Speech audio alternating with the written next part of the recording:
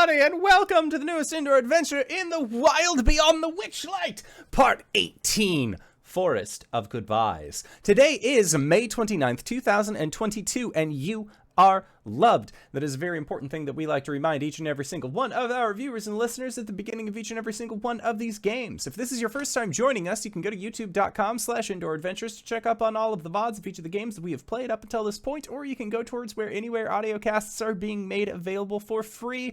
You can find us there under the same moniker. And speaking of things that are being made available for free, if you head over to patreon.com/indooradventures, you can check up on our after show called Nights in the Courtyard, where we answer questions not only from each other, but also from the community. So if you have any questions for myself or any of these other fine folk, feel free to join us on that Patreon. Again, patreon.com/indooradventures. Now you're probably thinking to yourself, but Indoor, didn't you just say that it was being made available for free? That's right, you goofus. That if you go to patreon.com/indooradventures, it's under the public tag. So all you have to do is just go there, check out our after show, and have a good time. But if you're still having a good time and you're looking to hang out, we got that Discord set up. You can go check out our Discord. The link is in the Twitch chat to the side or in the video or description of this audio cast or video down below. We have a side chat known as Questions for the Courts. That's where you can ask us all those delightful questions from the games that we have played. But let's say that you already support us on YouTube, you already support us on Twitch and Twitter and all of those other wonderful places, and you're trying to think to yourself, where can I go to help support this fantastic show even more? Guess what, buddy? I got your back. Quite literally, in fact, because if you go to indooradventure.redbubble.com, we got t-shirts, we got posters, we got mugs, we got crop tops, throw pillows, shower curtains, aprons, clocks, and we also have face masks. That's right, we have face masks with the symbol of Tiamat upon them, designed by our very own Cyberwolf1201, where all the proceeds of all of our merch currently is going to help support Doctors Without Borders. So if you would like to help support a good cause, or possibly help support the show, you can again go to indooradventure.redbubble.com. That is indooradventure, no S at the end, .redbubble.com. But did you know that the ads don't stop coming here? Because let's say, for example,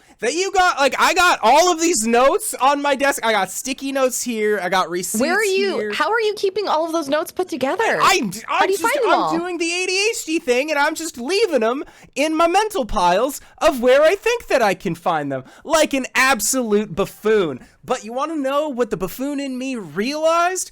I need a better place to actually keep all my notes together. The best place to do that is to go to shop.therookandtheraven.com. You can build yourself a journal. It's insane. It's not even like picking out a journal. You pick the cover, you pick the ringlet size, you pick the paper styles along the inside. You can even buy more paper later on with expandable ringlets to get a shit ton of stuff. My Rook and the Raven thing's coming Tuesday. Otherwise, I would show it off today because tomorrow's Memorial Day, and you know, no post on that end. But I wanted to get it, but I also didn't want to have to pay the full price, not because I don't support a good product, but because I have a special friend who gives me 15% off at therookandtheraven.com. And you want to know who that friend is? Our very own HypeGoblin. In fact, they're so special that all you have to do is use the code HypeGoblin during checkout, and that's 15% off your overall purchase at The Rook and the Raven. It's wonderful. So if you're looking to save 15% off of your overall purchase at shop.rookandtheraven.com, just remember to use HypeGoblin during checkout to get that additional 15% off towards your overall purchase, and it goes to help support, again, some incredible people in this channel. So consider it. Go and check that out. But now, what if you have done all of that? What if you've gone to the store and you've bought show merch? What if you've gone to rookandtheraven.com and you've already ordered something? What if you are looking for an even better way to support a great cause and support a great creator who is on this show with us today? Go to the link in chat to justgiving.com/page/happy birthday Indoor. You mean it's still my birthday? And donate to tinychanges.org. For those of you in chat, he's gone to go change his shirt. Birthday shirt. Yep. Still my birthday then. Shirt is acquired. For those who are not aware, the lovely Simon, who is running this wonderful community, this wonderful game, everything that goes into this channel, creating this wonderful, fantastic place for all of us little nerdlets to come and hang out, had a birthday this week. And I just wanted to say, I love you so much. Thank you for being my first DM. Thank you for letting me come home to the channel in this game. Thank you for introducing me to all of my closest friends. And thank you for being you. And I couldn't think of a better way to celebrate than to donate to your favorite charity. So if anyone would like to donate with us, you are more than welcome to click that link. RJ will be posting it throughout the night for us. We have already raised $190 together as a community for Simon's favorite charity. It would have been 200, but my credit card got declined. Buddy! I have no doubt that we will hit that $500 goal by the end of the month. Simon, thank you for being you and happy birthday. Birthday! You corkscrewed around the sun again. I did it. Thank you. And I hope that everybody enjoys the fantastic game that we are about to play. Look at you, fucking wind and sails and allegories and all that. Speaking of things that start with Al, maybe an Allicorn we find in today's game is one of the things that we're looking for. But we don't know that. We can't know that until we get some introductions done. So, hey, RJ, who are you playing today? Hey, everybody, I'm RJ, and today I'll be playing Vice, the Tiefling Rogue Warlock. That means I need to unmute myself. Hey, everybody, I am Sarah. I will be playing Lowry Moon, the Hexblood Spore Druid. And I'm Mediaflare, and I'm going to be playing Pamferdam Roski, the Gnome Artificer. I'm Wings, also known as Danae Keener. I'm going to be playing as Clout, the Tiefling Bard. And I am the Indoor Adventurer, he, him, and tonight I shall be your Dungeon Master. So, last we left off, it was indeed a couple weeks ago. We had people that were out of town, what have you, reasons, things, but we're back. We're here. That's the part that counts. So, what exactly happened in the last session that we played? Well, it started off with Clout, Lowry, and Vice all being toys. That was kind of a bummer. Clout was being used as a toy by Sowpig, who, having recognized him from the Witchlight Carnival, was, you know, pretending to have toys participate in a form of capitalism, with Clout being this pseudo Witchlight Carnival head. At this point, Lowry, having turned into a bear, you and Yarn Spinner teamed up to go up into the rafters. Vice, you tried to free Clout. That did not work. And as a result, your new dwarven friend, Allicorn, was captured as well by none other than Sowpig. The group had a little bit of reconnaissance going around the inside of the house through all of the mouse holes and causeways, crawl spaces, trying to find what Yarn Spinner believed to be the only way to return you all from your toy-like shapes to your humanoid sizes.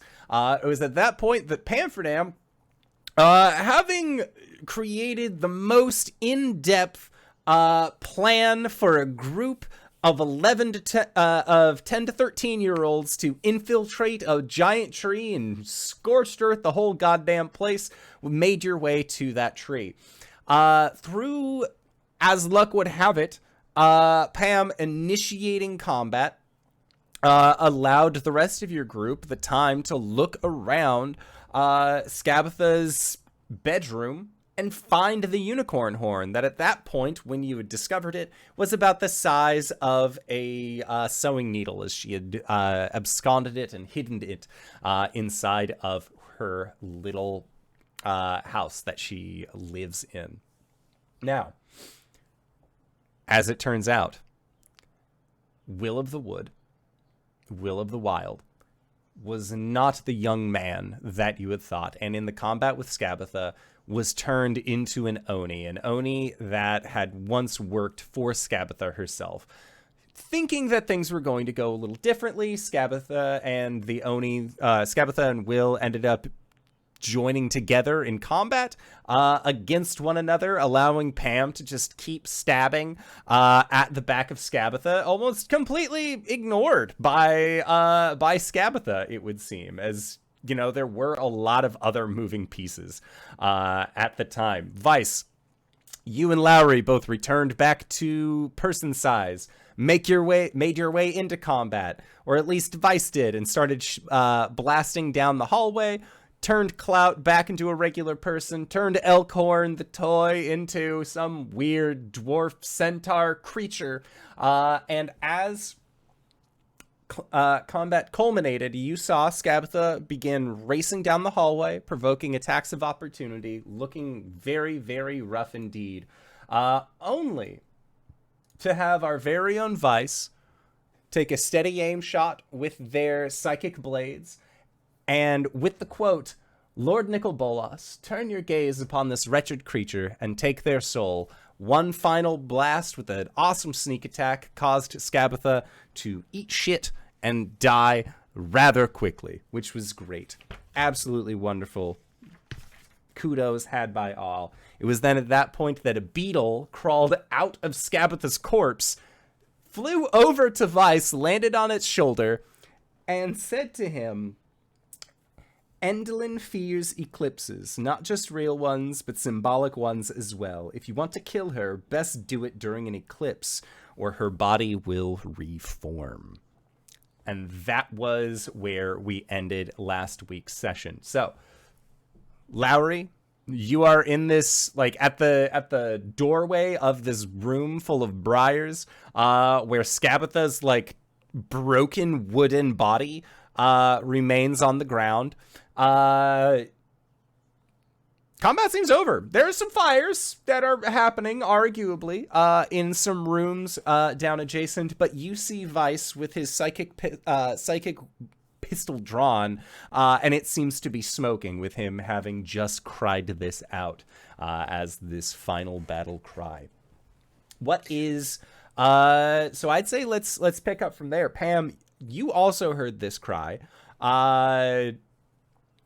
and you can see that Will is like heaving while looking down the hallway towards Skabitha, and looks towards you, and you can see that there is along Will's face, in this like long white hair, blue skin, large teeth, that there is a worry in his eyes looking at you, that you will see him as a monster instead of a friend. And he has that innate worry about him currently. Well, Pam is catching their breath after all of this chaos. Is the door still intact in this room to the hallway? There was quite a lot of fire and explosions, so... The doors are relatively intact. They have been kicked open. They have been like braced open. The locking mechanisms will not work. And there's definitely like a bow in the middle of said door, but you could try and close it, possibly. Okay. Then Pam is going to first call down the hallway towards Vice and Clout and Lowry. Is everybody okay? Friend to foe, friend to foe. Please don't shoot me. No, pointing towards Will. And are you in the room? I thought you were in the second. He's circle. in the hallway adjacent to said room. And Okay. I think Well, if that's the case, then I'll shut the door first. okay. I wanted to check out my friends, but if they can see things, Pam will slowly like half shut the door and turn Pam? towards Will. Are you okay? And they just like head down, but with a solemn nod. And they say, it doesn't matter anymore. Well, you're still you, right? Does your anatomy still work the same? Is your body all right? Like, gives you a little like quizzical look and just says, I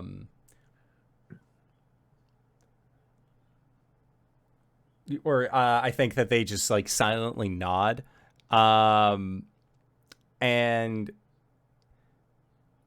they tell you, I can't trust myself around my friends anymore. Around the getaway gang. I can't be their leader like this. Why? What changes about you in the way that you are? Can you no longer control the way your body acts or something? The head hangs again. And there is a nod.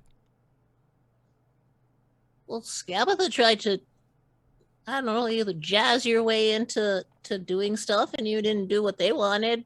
Are you afraid that someone's gonna make you do stuff? And they say, I am afraid of the day that the hunger takes me. You want something to eat? Pam, make a Arcana check for me. All right. Pam, Arcana check. 15. 15, you would know that an Oni who succumbs to the hunger, they kind of eat children. And knowing this about himself, and that all of his friends are things that he might possibly eat, is a lot for him to take on right now. Well, Will, I know some people that are not good people, but they still do good things. I think if you just take a minute and take a deep breath, we can figure things out. And Will shakes their head, fires beginning to flow around him. Will looks at you and says, "Can you tell them a lie?" It depends on who I'm lying to and what the lie is. The getaway why I'm gang. lying. Can you tell them I'm coming back? But I fell here. But I'm coming back. But you are, aren't you? It's over. We won. If you don't want the way you are to affect your friendship, we can find a way to fix it or to change it. Are you trying to run from it? Will nods. Yeah, well, after all the bullheck that we've been through, I don't think that's a fun idea. I think your friends are going to pick on you a little bit because you look different now, and kids are all about pointing out differences in each other's bodies. But beyond that, if you don't want to be mean to them, then I think they seem to be all right in helping each other figure shit out or stuff out. Sorry about that. Roll a persuasion check. Okay.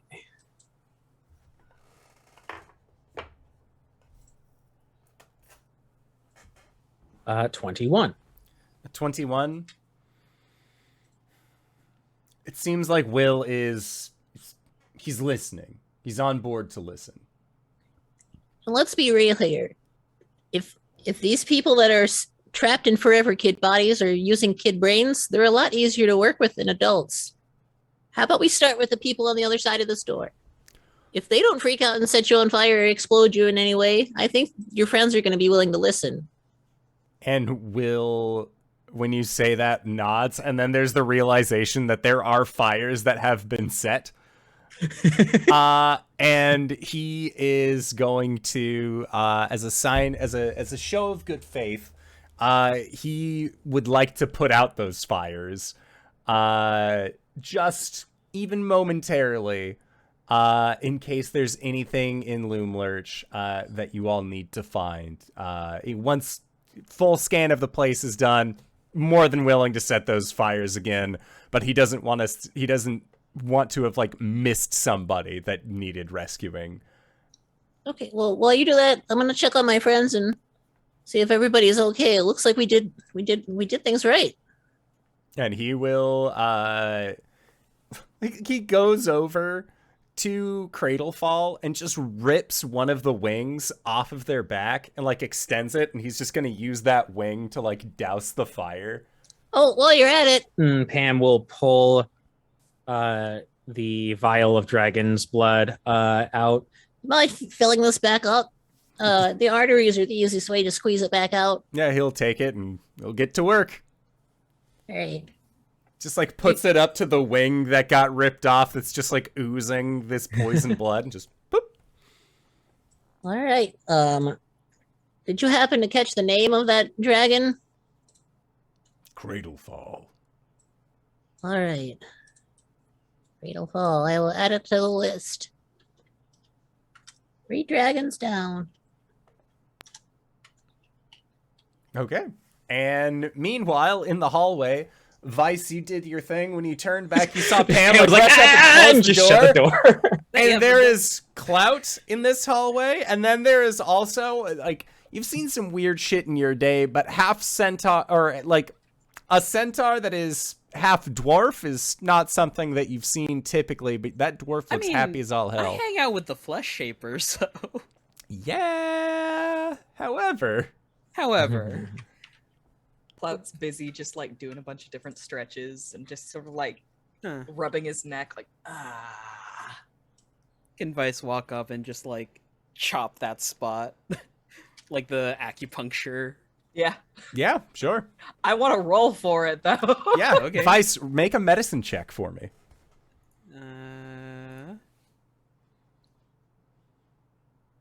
16? 16? Yeah, it's a solid chop. Seems to come out of, like, a little bit come out of nowhere, but still a solid chop. God. Oh. Thanks. Yeah, Yep. You ever sleep wrong when you're over 30? I sneezed wrong the other day and my entire body was hurting. Mm-hmm. Yeah. No, this is about 100 times worse than that. Mm-hmm. And Yeah, Allicorn just looks at the two of you, like, as a long-lived heritage. Dwarves, when it's like, oh, you ever wake up after 30? And he's like, yeah, and it's been happening for the last 80 years. And he is also a horse from the waist down Yes. now. Like, he arguably came out of this situation worse than Clout did. Or better. He got what he wanted. I mean, he seems pretty happy about it. Elcott, you look different. And he says, the most magical thing happened to me. Do you want to know what it is? I'll give you a hint. You got taller. I got tall! Uh-huh. I don't know if this is going to do well for my reach when it comes to my battle axe, but now I can at least drive by and give him an old uppercut. You know, there was a sport that people played back on my home plane, polo? That seems like a ridiculous game. Yeah. Golf with horses.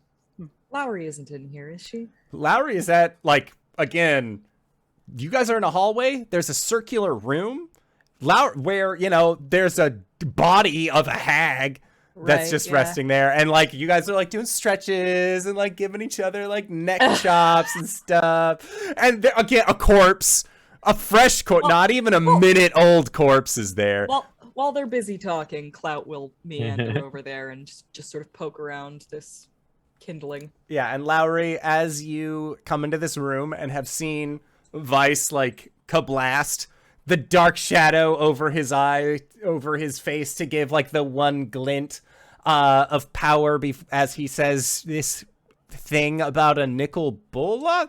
Make an Arcana check for me.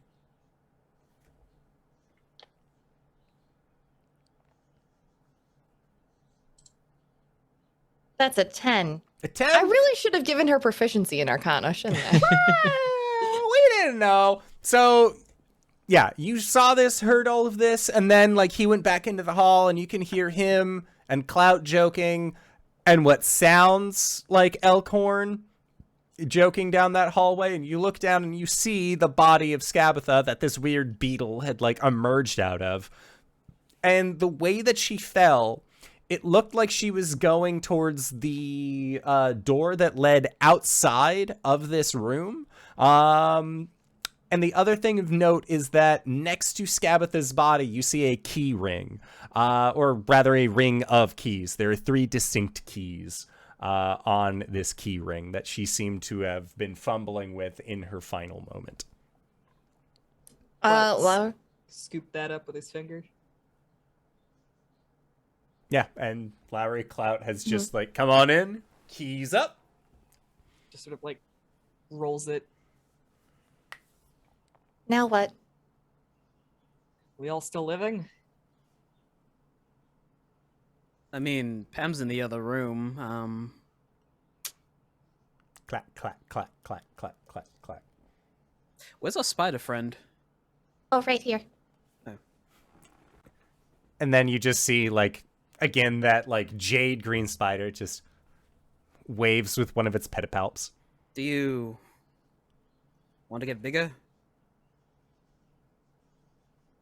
Just like you see like a look of confusion on all 8 of its small eyes when you hold up the needle-sized unicorn horn, and just give me that. Whoop. And you poke him, just ow, no, give me that. Oh, sorry. Here you go. What part of give me that don't you understand? Fucking stabbing a guy is what you're doing. And The then, last like, time I had to stab a guy, he said that, and I was like, okay.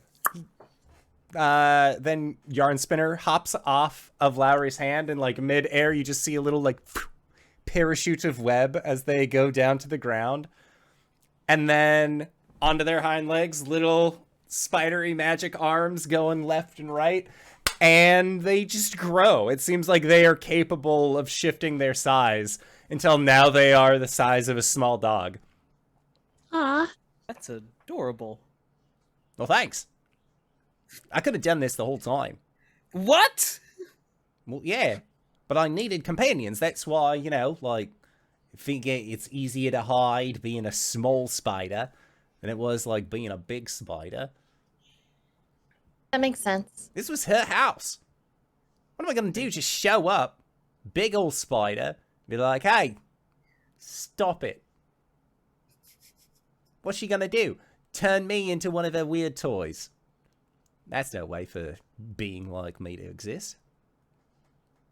Vice just puts a hand on the wall and like just headbutts it, rethinking his life decisions.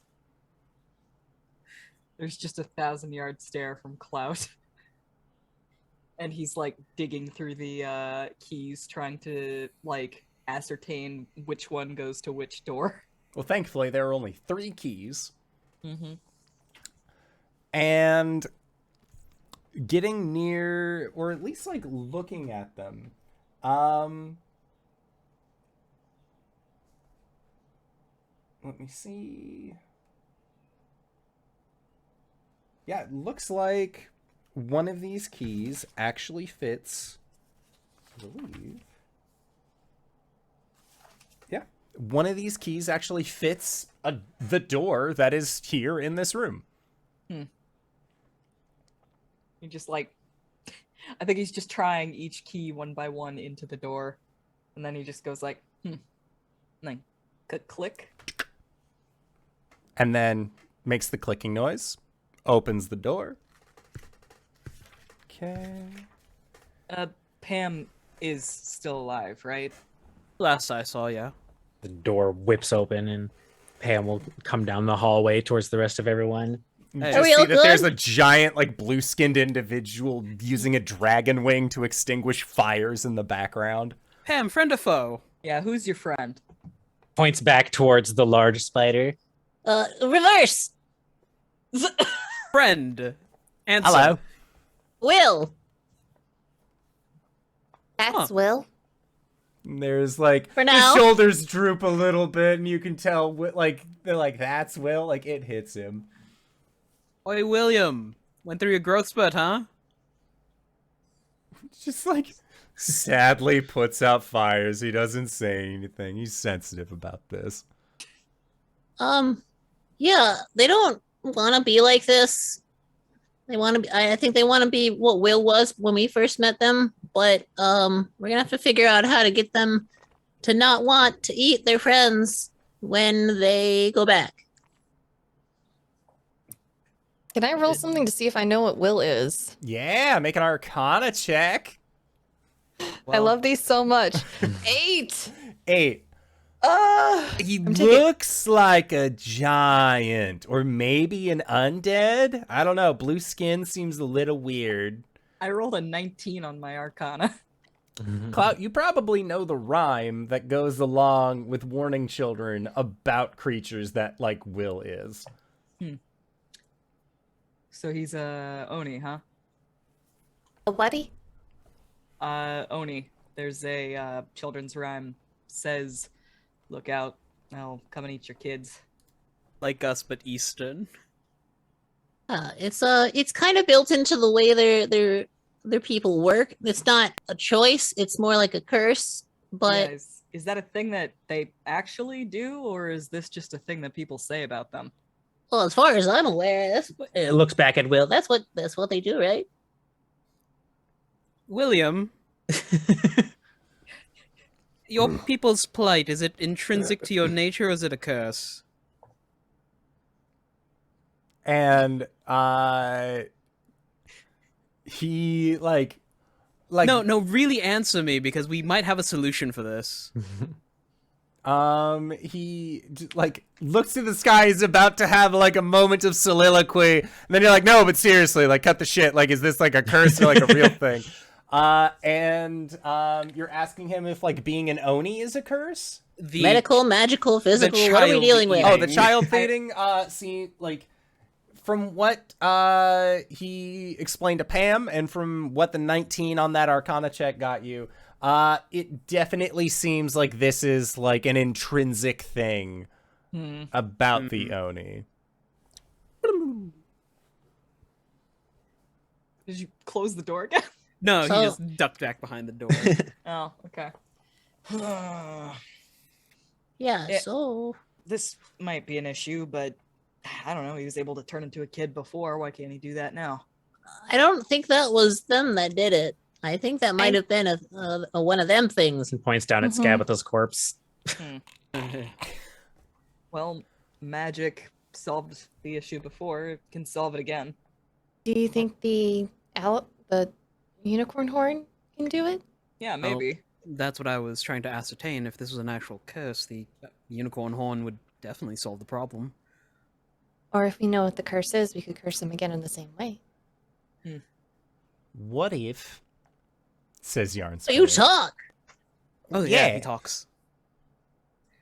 So do you. I could be surprised right now that you're speaking. Honestly, it's news to me. Now, what if your friend William, if he's still William, They're Stillium. they're Stillium. Now, what if Stillium decided that, well, it sounds like they really want to be a kid again, right? They really want. What if? Because I don't know if you all can sense it right now, but there's a little bit of like a shift going on. This whole domain is sort of riding on a corpse at the moment. Like literally or metaphorically. Oh shit. Wait, Column A, column B. Okay. wait. This Are is Skabitha's domain and we just iced her. All Yeah, of are you thither. Yes, you did. So there's like the three places, right? Hither, thither, and yon, and they were each carved up so that way like each of the sisters could have their own domain and then influence that domain in, you know, like their own specific way, right? Yeah. We know all of that. Okay, Can you alright, Tell cool. us if this place is gonna fall apart now that we killed her. Well, it's getting a little weird. Like, it's like if you had a spaghetti noodle that you just sort of like wobble, wobble, wobble back and forth, eventually it'll tear. How fast is eventually in this case? In this case, anywhere between, like, I want to say an hour to 3 years, possibly. Really could happen at any time. That is such a wide margin. Well, I never you have said that helped I us- was exactly a timekeeper. You have helped us not at all. Well, that's arguable. Now, what I'm proposing is that I can't take this domain myself. I already got my own thing going on, and this was sort of like a more like I was going to investigate, find out what happened, and then, oh, it turns out that's why Zybilna's gone. I should probably put a stop to this, and then I met you all. That seemed to work out fairly well. But you think that if I could probably talk to your friend, maybe get him back to being a boy king, or whatever it was that he was before. You're a spider. I'm lots of things, but a spider is one of them. You're very observant. I'm Beans sorry. over. My name is Clout. I've been a toy. Hello, my name's Yarn Spinner. I watched you be a toy. I'm very confused. Hello, confused. Again, Yarn Spinner. It's nice to meet you. More about the plan to help Will. Yes. Well, if I could possibly see if I could get him involved in a contract. A contract to effectively tie him to this place. At least until Zybilna comes back. You want to make him the Domain fulcrum of the lord. domain. Yeah. If you need someone who can write powerful magical contracts, I can help. I'm Yeah, fairly they've certain I handled can our do it paperwork myself. so far. But if you'd like to help, I'm never opposed to having a second set of eyes. Then blinks all 8 of them.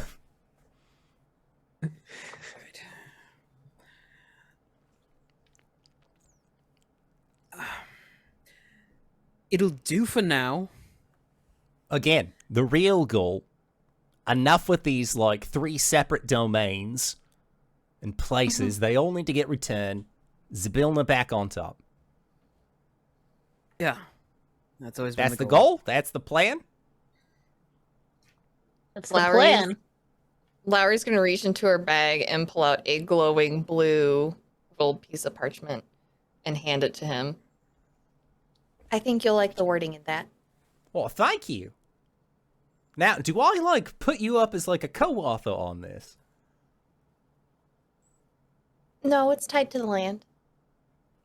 Fair enough for me. Now, if you like, you all get up to whatever fun thing that you are going to do.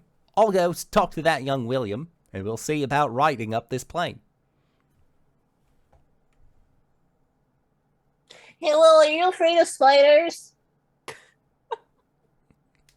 There's, like, a look back. No. Okay, just checking. Then Yarn Spinner, like, begins trundling down, and you see Will's eyes, like, I'm not afraid of oh my god! Like, Don't smush it.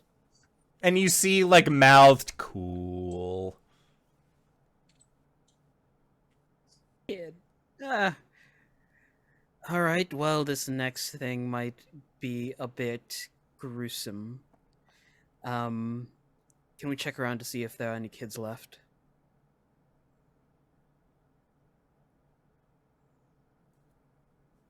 You were in here longer than me. Did you happen to explore?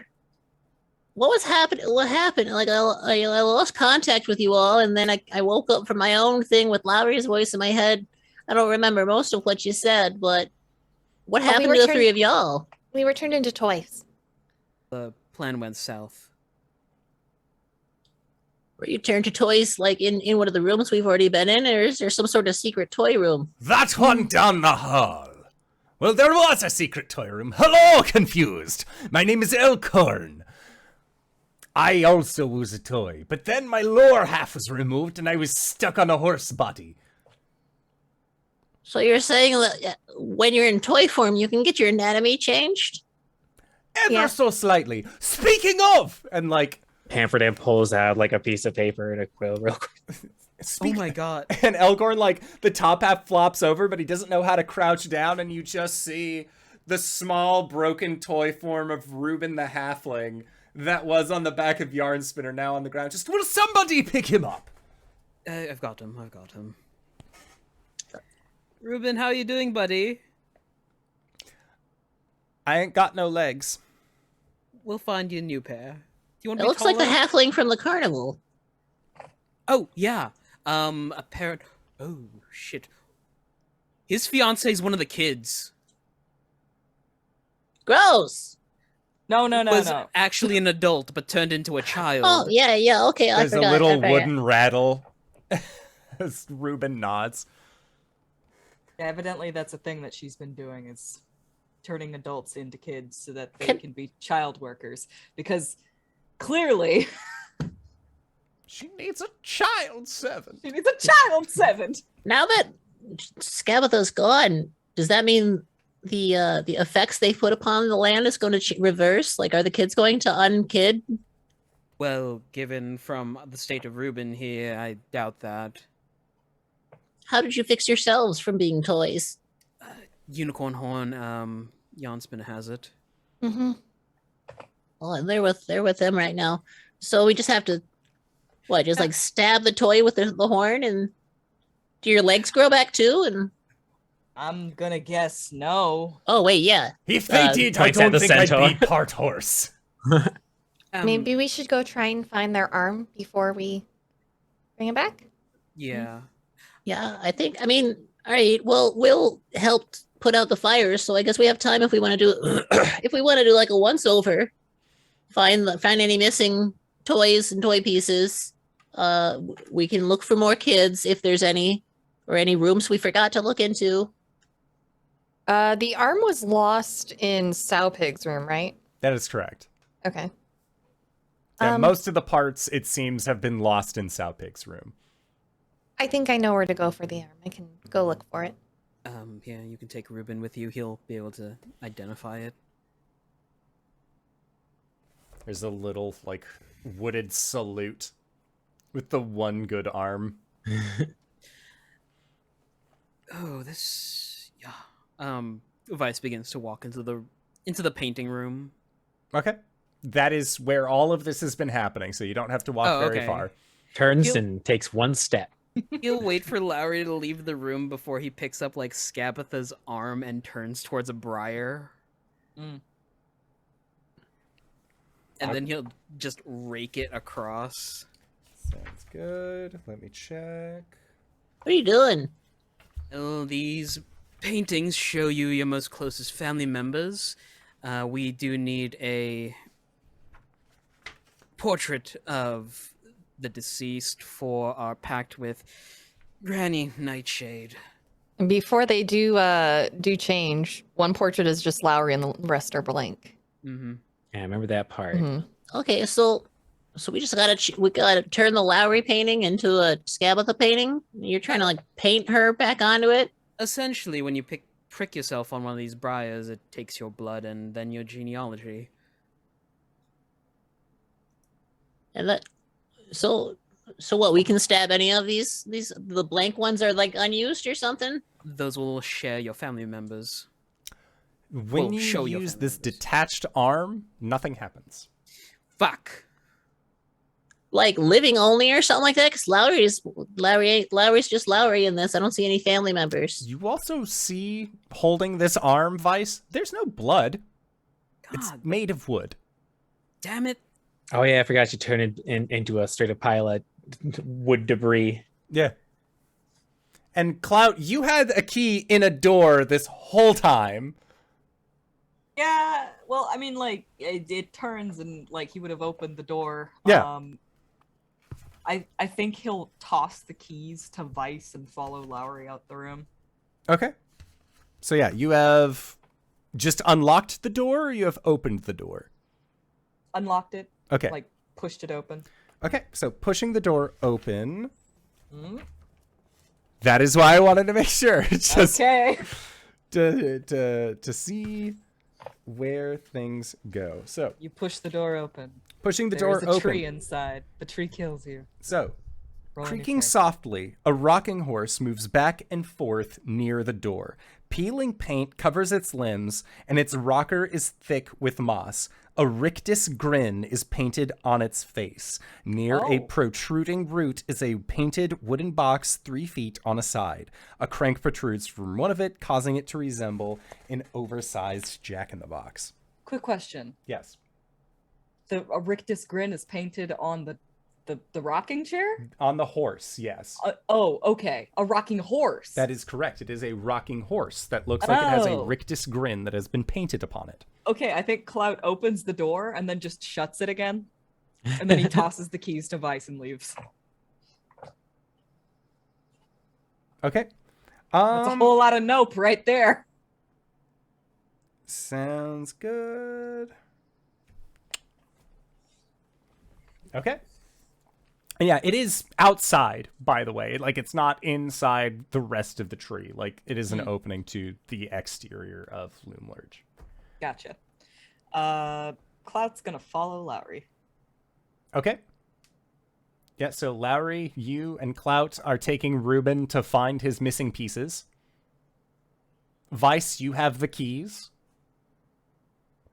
And just tried to get the portrait of Skabitha. Unsuccessfully.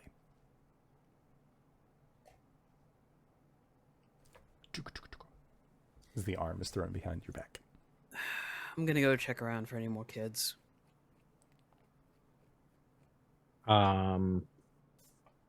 Before Vice leaves, Pam will point towards the paintings to be like, Well, all right. Well, then, real quick, a question: Did Bavlorna need portraits of Skabitha, or these specific portraits, like the magic item itself, or did they want like a cool family portrait?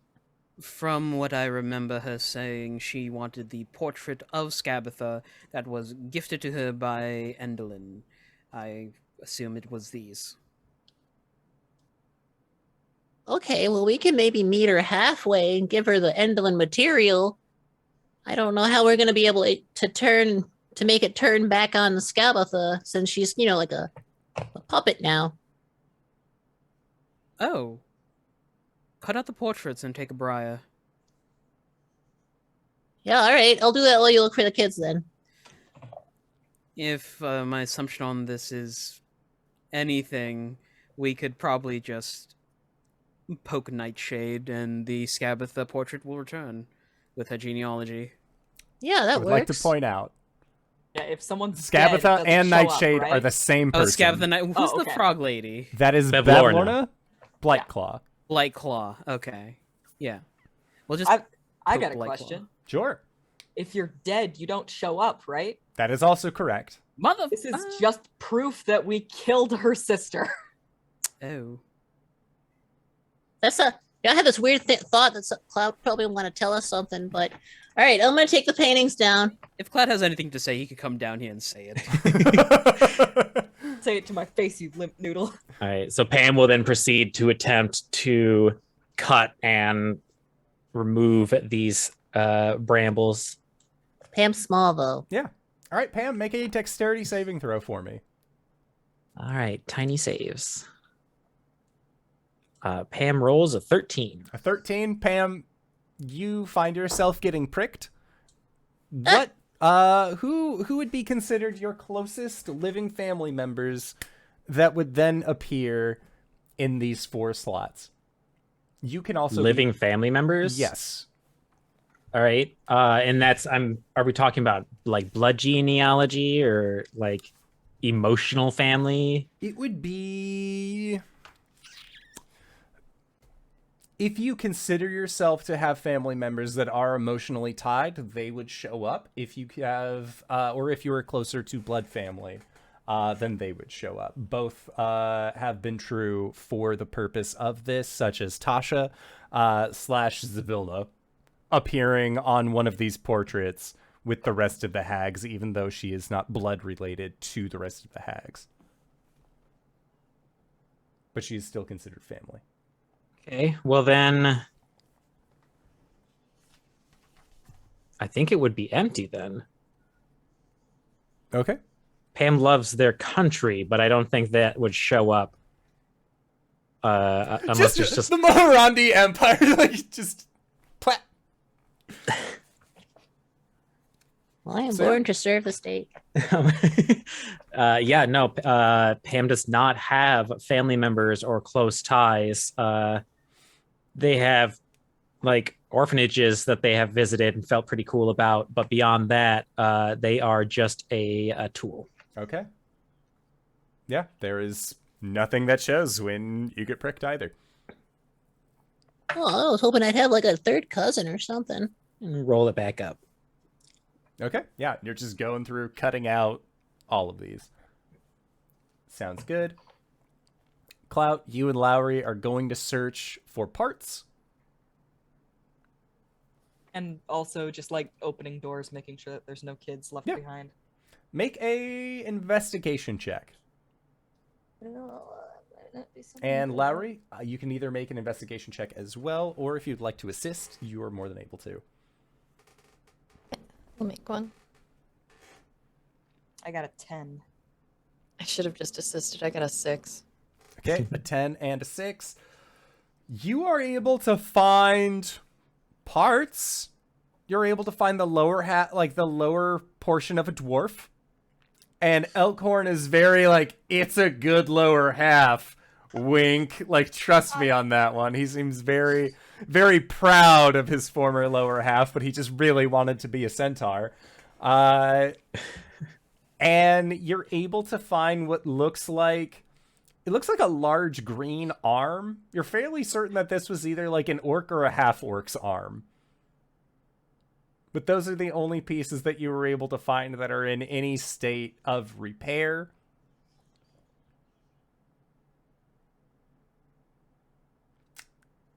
Yeah. Wow, Sow Pig really did a number on these guys. Yeah, it wasn't great. Where is she? Did Lowry see Selpig's demise? She did not see Sowpig's demise. No. Okay. I don't know. Maybe gone? Maybe coming back? I didn't see her, so. Better keep an eye out then.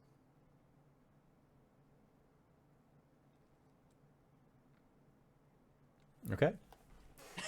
So yeah, you just, like, you kit bash this halfling back together, where now lower half is dwarf and what looks like a half-orc arm is just, like, from one side of the other. Like, and they're just sort of, like, looking at their pieces like, I don't know how to make this work. Like, they're still in the process of, like, learning. It's like a small kitten where they're still learning, like, how their legs and appendages work. Like, that is this halfling right now. Do you want to just stay like this for a bit until you can find your other... Okay. They nod and just, like, set me on the table. Okay. And then you see them doing, like they push up with one, like, the orc arm, but, like, it's too strong, so you just see them boop, and, like, flip over onto their back and, like, and then get up and, like, my knees are in weird places. Like, their body is just literally not what it's accustomed to, but they are learning how to walk again, it would seem. Pam feels? Huh? I said, is this how Pam feels? I don't think Pam has had their limbs rearranged with other people's limbs. Oh, no, I was talking about creating a sin against nature. Ruben turns and looks at you, and the little wooden mouth just, like... Maybe just don't. See them, Pat like, Clout's shoulder. flip and roll away, like, to hide themselves from you. Ruben, he doesn't think before he speaks. You're fine. I heard what he said. Out. Listen, buddy, I don't know what to tell you. You've got an orc arm. It's a nice orc arm. Again, you can just... If a piece of wood could look deflated, Ruben has that expression on him right now. If he was happy with the way that he is now, then he'd ask to get turned back now, wouldn't he? Ruben just turns and looks at you and is just, is this how you help all of your friends? It is, unfortunately. Shaky, and they go back to, like, trying to, like, a hobble walk.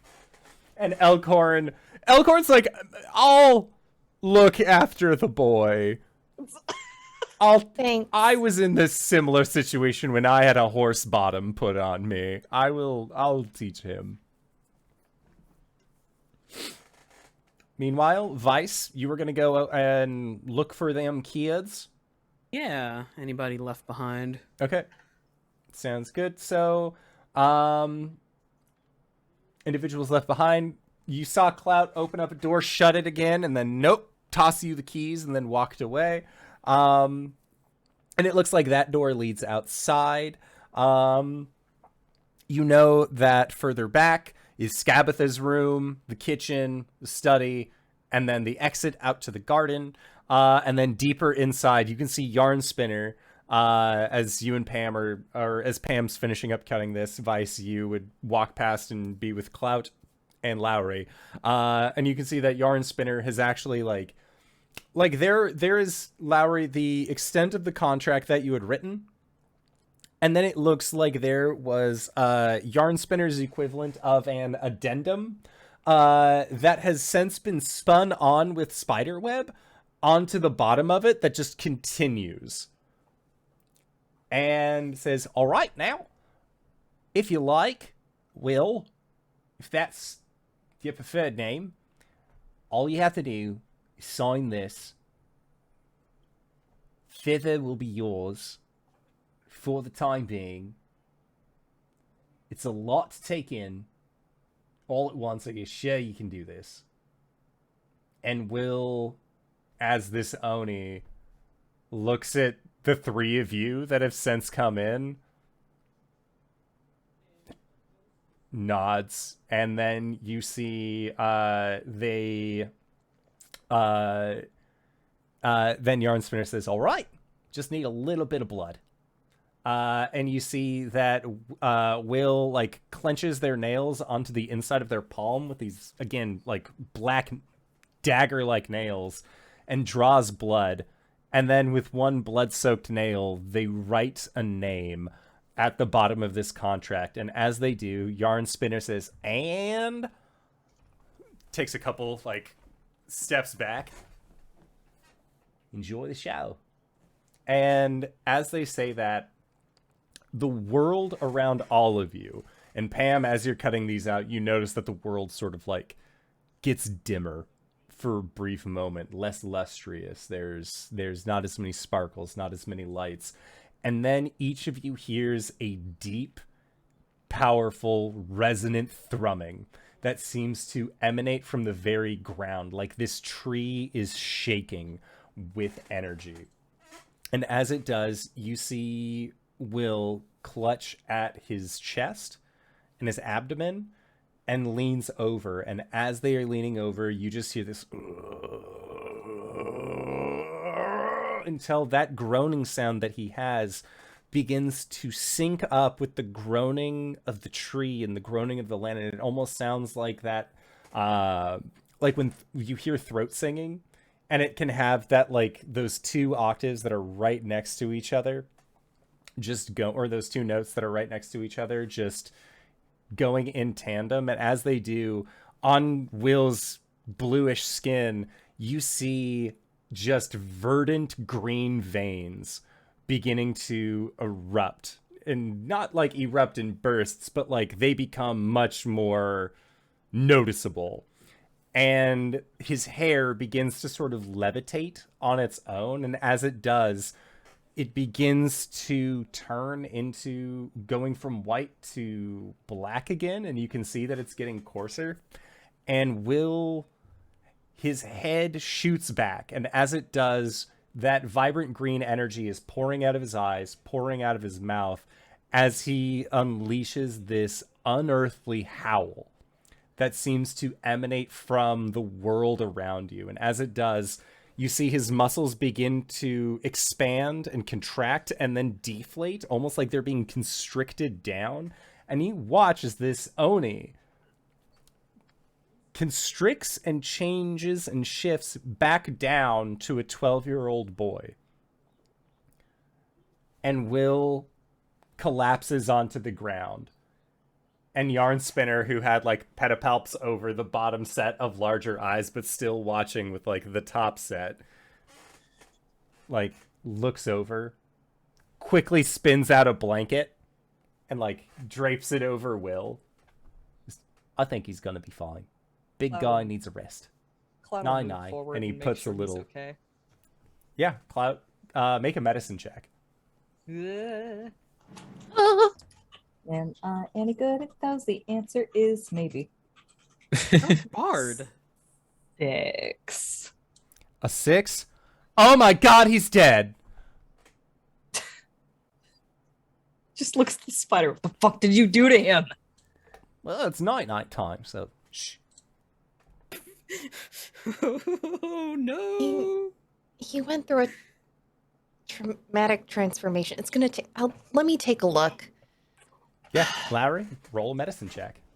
Yawn spinner. In my line of work, night time means something totally different. What's your line of work exactly? Because my line of work is He'll being, whisper like, in his ear what night time means in his profession. all 8 eyes just, oh my. Like, they like, get a I little rolled an larger. 18. An Just a 18? glower from Clout as he Lowry? waits for Lowry's prognosis. Yeah, Lowry, as you are getting closer to Will, like, it's like a tentative several steps forward. And you can hear from your hat, from your other friends. So this is what it looks like. Oh, it's again. As you watch as this individual is infused with Fey magic. And the first thing they need to do is rest. And as Will sleeps, with each breath, you can see that from the boards, from the wood that is surrounding him, each inhale and exhale brings with it life. That blades of grass begin to start poking through the floorboards. And you can even see that there are some all fungi that begin to grow in little clusters around him as well. Ooh. She'll kneel down next to him and gently run her hands through his hair, checking for any signs of cuts or anything. It looks like any of the damage, any of the pain that he sustained has been removed in some sense. That it looks like the power of the green that is the Feywild has suffused within this boy turned Oni turn, or I guess Oni turn boy turn Oni turn boy. He'll be fine. He does just need rest. He's gonna wake up very hungry, though. That was a lot to go through. like for snacks, though, right? Yes, for food, and probably a big glass of water as well. But he'll be okay. All right. It sounds like that solved that problem temporarily. I guess we better find Zybilna then. We should. There's a few other things. We should probably try and find the rest of this halfling's body. And maybe you said you just stabbed yourselves with the Allicorn and that helped you become a not toy again. So what if we go stab the kids? Is a thing that I have just said out loud. And when you, like, Pam, even as you say, like, stab the kids, there is, like, a growling noise that seems to come from Will's direction. We didn't have to stab ourselves. We just pointed it at us, I think, if I remember correctly. I got plenty stabbed, thank you. Look, it was a learning process. It's true. Oh, Silk Spinner, can you show me where these toys were made? I want to kind of collect some supplies and ideas for a friend of mine. Yarn Spinner, and I'm more than happy to. What did I say? Silk Spinner. Ah! and just I need that noise as a text tone, by the way. Media. clip it. I'll make an MP3 of it. We can do this for you. And Lowry, as Yarn Spinner comes by to walk with Pam, they stop and like turn towards you, and they say, "Hey, before anyone forgets to mention it, there's a solid contract. Where'd you learn to write that?" I had a good teacher. Well, if ever you want to introduce a spider to a certain teacher, more than happy to meet friends. If they are a friend. Are they a friend? You're a friend, so I'm sure it's fine.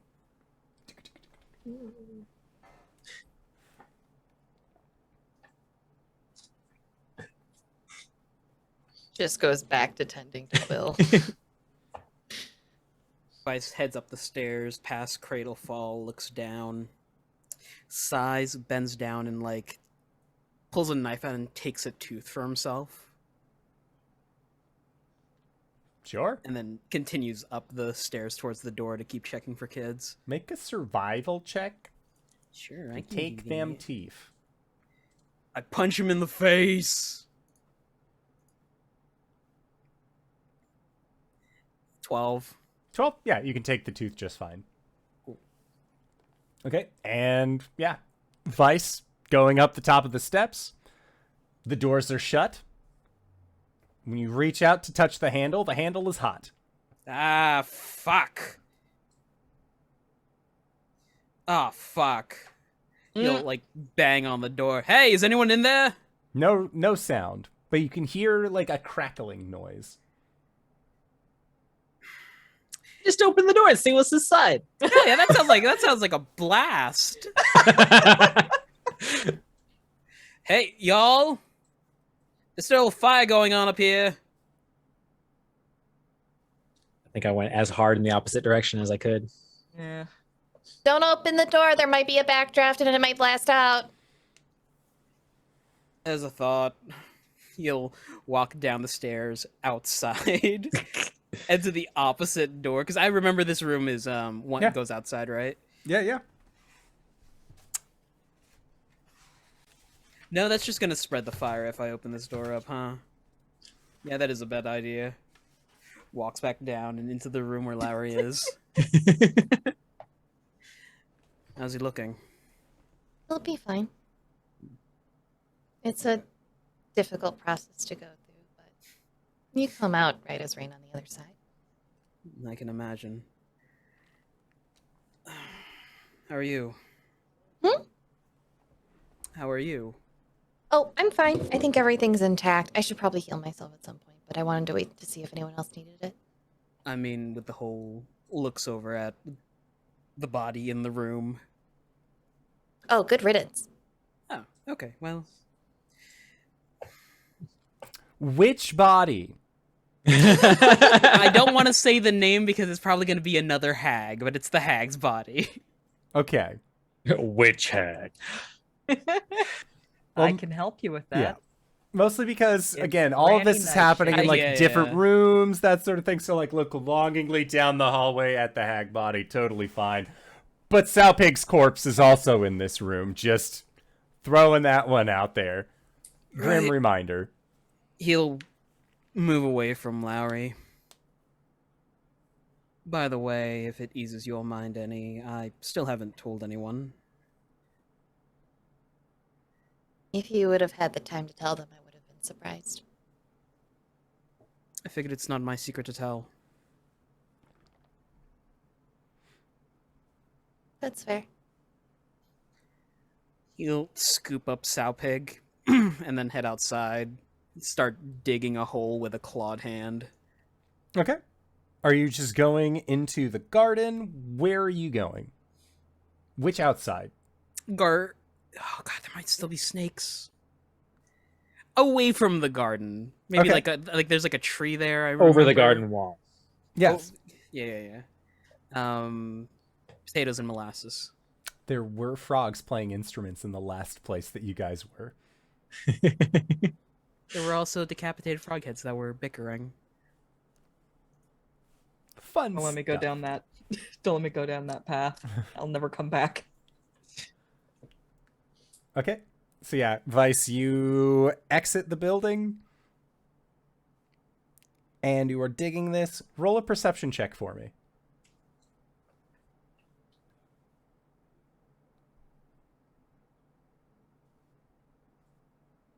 An 18? An 18. So as you look back at the tree, one, from that room whose doors you dare not open, there is smoke just kind of coming out from underneath the door.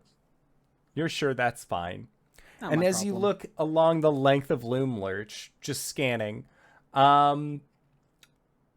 you can see for a brief moment what looks like a rocking horse is like looking at you from over a large root, and then as soon as you make eye contact, it ducks down. Hey there. Hello. Take the shot. It's maybe about, like, all things considered, it's roughly around 80 feet from you behind what looks like one of these large roots. If you're looking at the small map, if you see on the map that the second of those circular rooms, the middle one, the space next to it that has that large root that's coming out, there are two little thingies.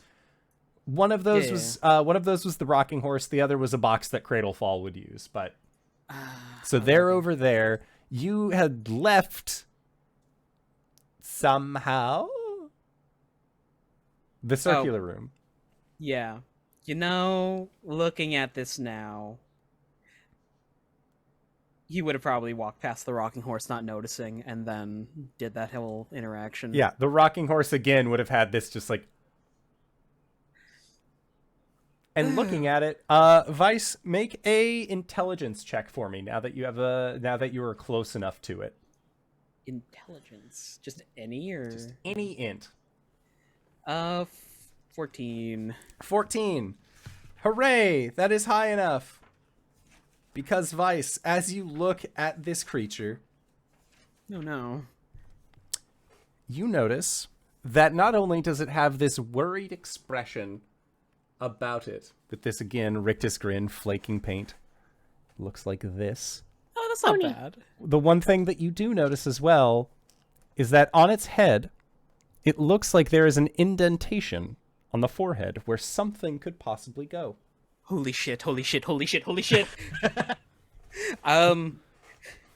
Yeah, I wouldn't say Salpig's body unceremonious. just drops it, rushes back in. He'll lower it reverently, cover it with the dirt, and then run back in.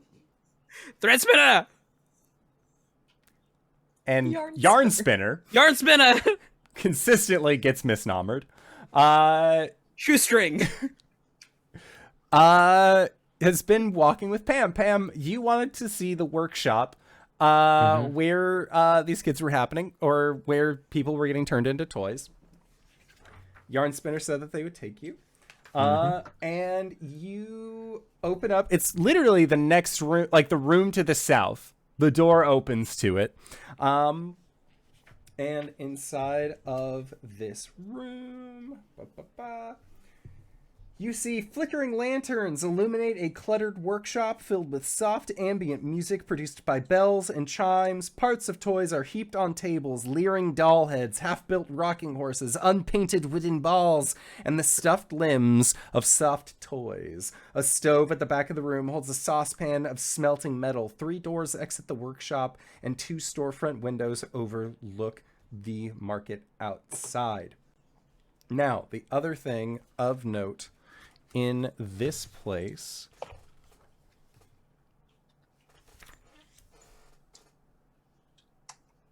is that there is an individual here. There are a total of 3 things within this room. There is a young halfling girl who looks like she's like currently at one of these workstations. You see what looks like a child-sized thing You're guessing a doll based off of its expression and like expressionless face, as well as clothing and demeanor, and the fact that it's like making fun of the younger kid. You're guessing that it's a creation. And then there is a rug that is standing on its bottom 2 tassels with its top 2 tassels up, just sort of like swaying in the doorway. And as it like to sort of like, haha, you can't get through, and it's doing this like little shimmy dance.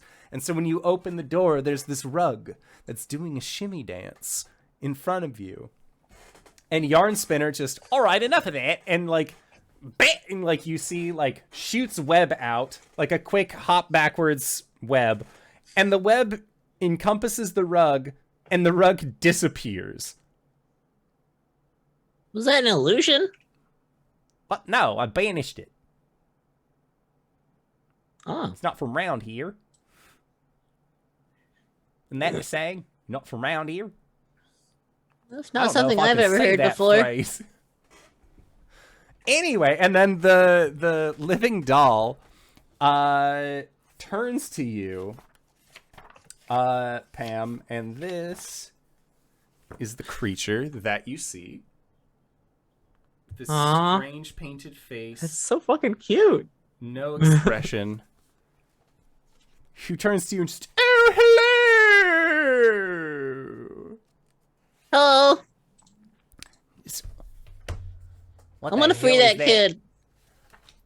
I am under direct orders of Granny Nightshade to not let any more children leave this place.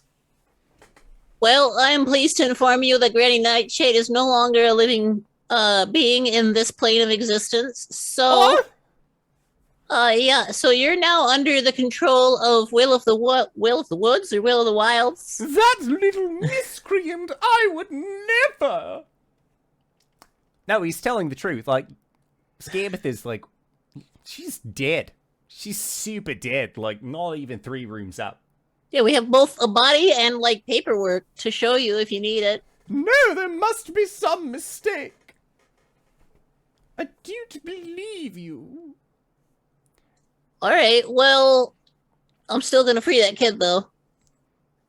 And they like go to like put themselves like in the middle of you and Pam as you're like looking around the room. You also see that there are 3 weird creatures that have like cuddled up into a corner that look like a head with 2 legs and 2 arms jutting out, and they are like oily black. And Pam, as an artificer, you recognize those creatures because their oil is highly sought after. Those are 3 boggles just chilling. And then you see like the little halfling girl. It's like fingers have bandages on them because she keeps accidentally like pricking herself with the tools. Looks at you with just like, help me. Like, Yeah. All right. Time out. Pam's gonna just turn around and leave the room and head towards the sound of Vice, who is calling for I was trying to think of a Threadweaver. yep, and you see Vice just knife hands running down the hallway in your direction. Oh, perfect. Hey, I need your help killing some stuff real quick. Hey, cool! I found where the horn goes. Like what? Like the unicorn still alive? Yeah, there's this really weird ass rocking horse outside with a very grim smile on, but it has a broken off horn. If Skabitha can turn people into toys, why not other creatures? Yeah, that checks out. I found another kid. And also I found some boggles. If you want to help me try and like grab one of them and squeeze the oil out real quick. Oh, cool. What about killing someone? Oh, there's like some sort of construct who thinks that Skabitha is still alive and is not letting me get the kid out of the room, and I'm just really tired. Looks in. And Vice, you just see this little doll that then gives you a brief curtsy. Bows. Did you tell her that Skabitha's dead? Yeah. You do realize that you are no longer beholden to Skabitha, correct? There's a pause, and then, like, you see them, like, lean their head forward and back to, like, force a blink out of their own doll eyes. I mean, if you want, we won't free said child until you can check on the body, but yeah, you're a free agent now, sister. Roll a deception or a persuasion check with advantage. Okay, I was like, the deception. All right, you want a deception check? Tell the truth so hard it sounds like a lie. 23. 23. There is this moment where, like, the doll's head, like, careens back, and their arms are up, and Yarn Spinner's like, yeah, that's what the other guy said. That's what Confused told you. Huh.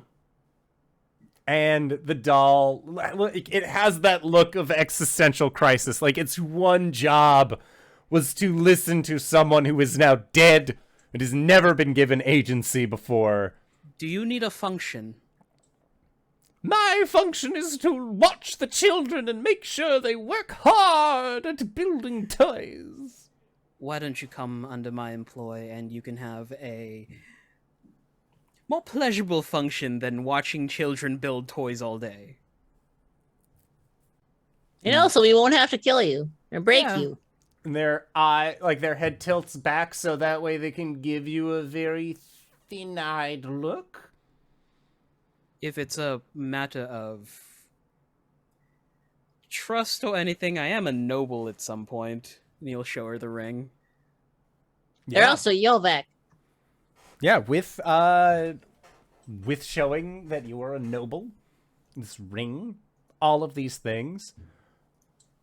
It seems as though Pincushion, the living doll, has agreed to join your employ. I'm gonna name her Penny. And as Yarn Spinner just, all right, that was weird. As you get this living doll, who is a tiny construct. Tiny.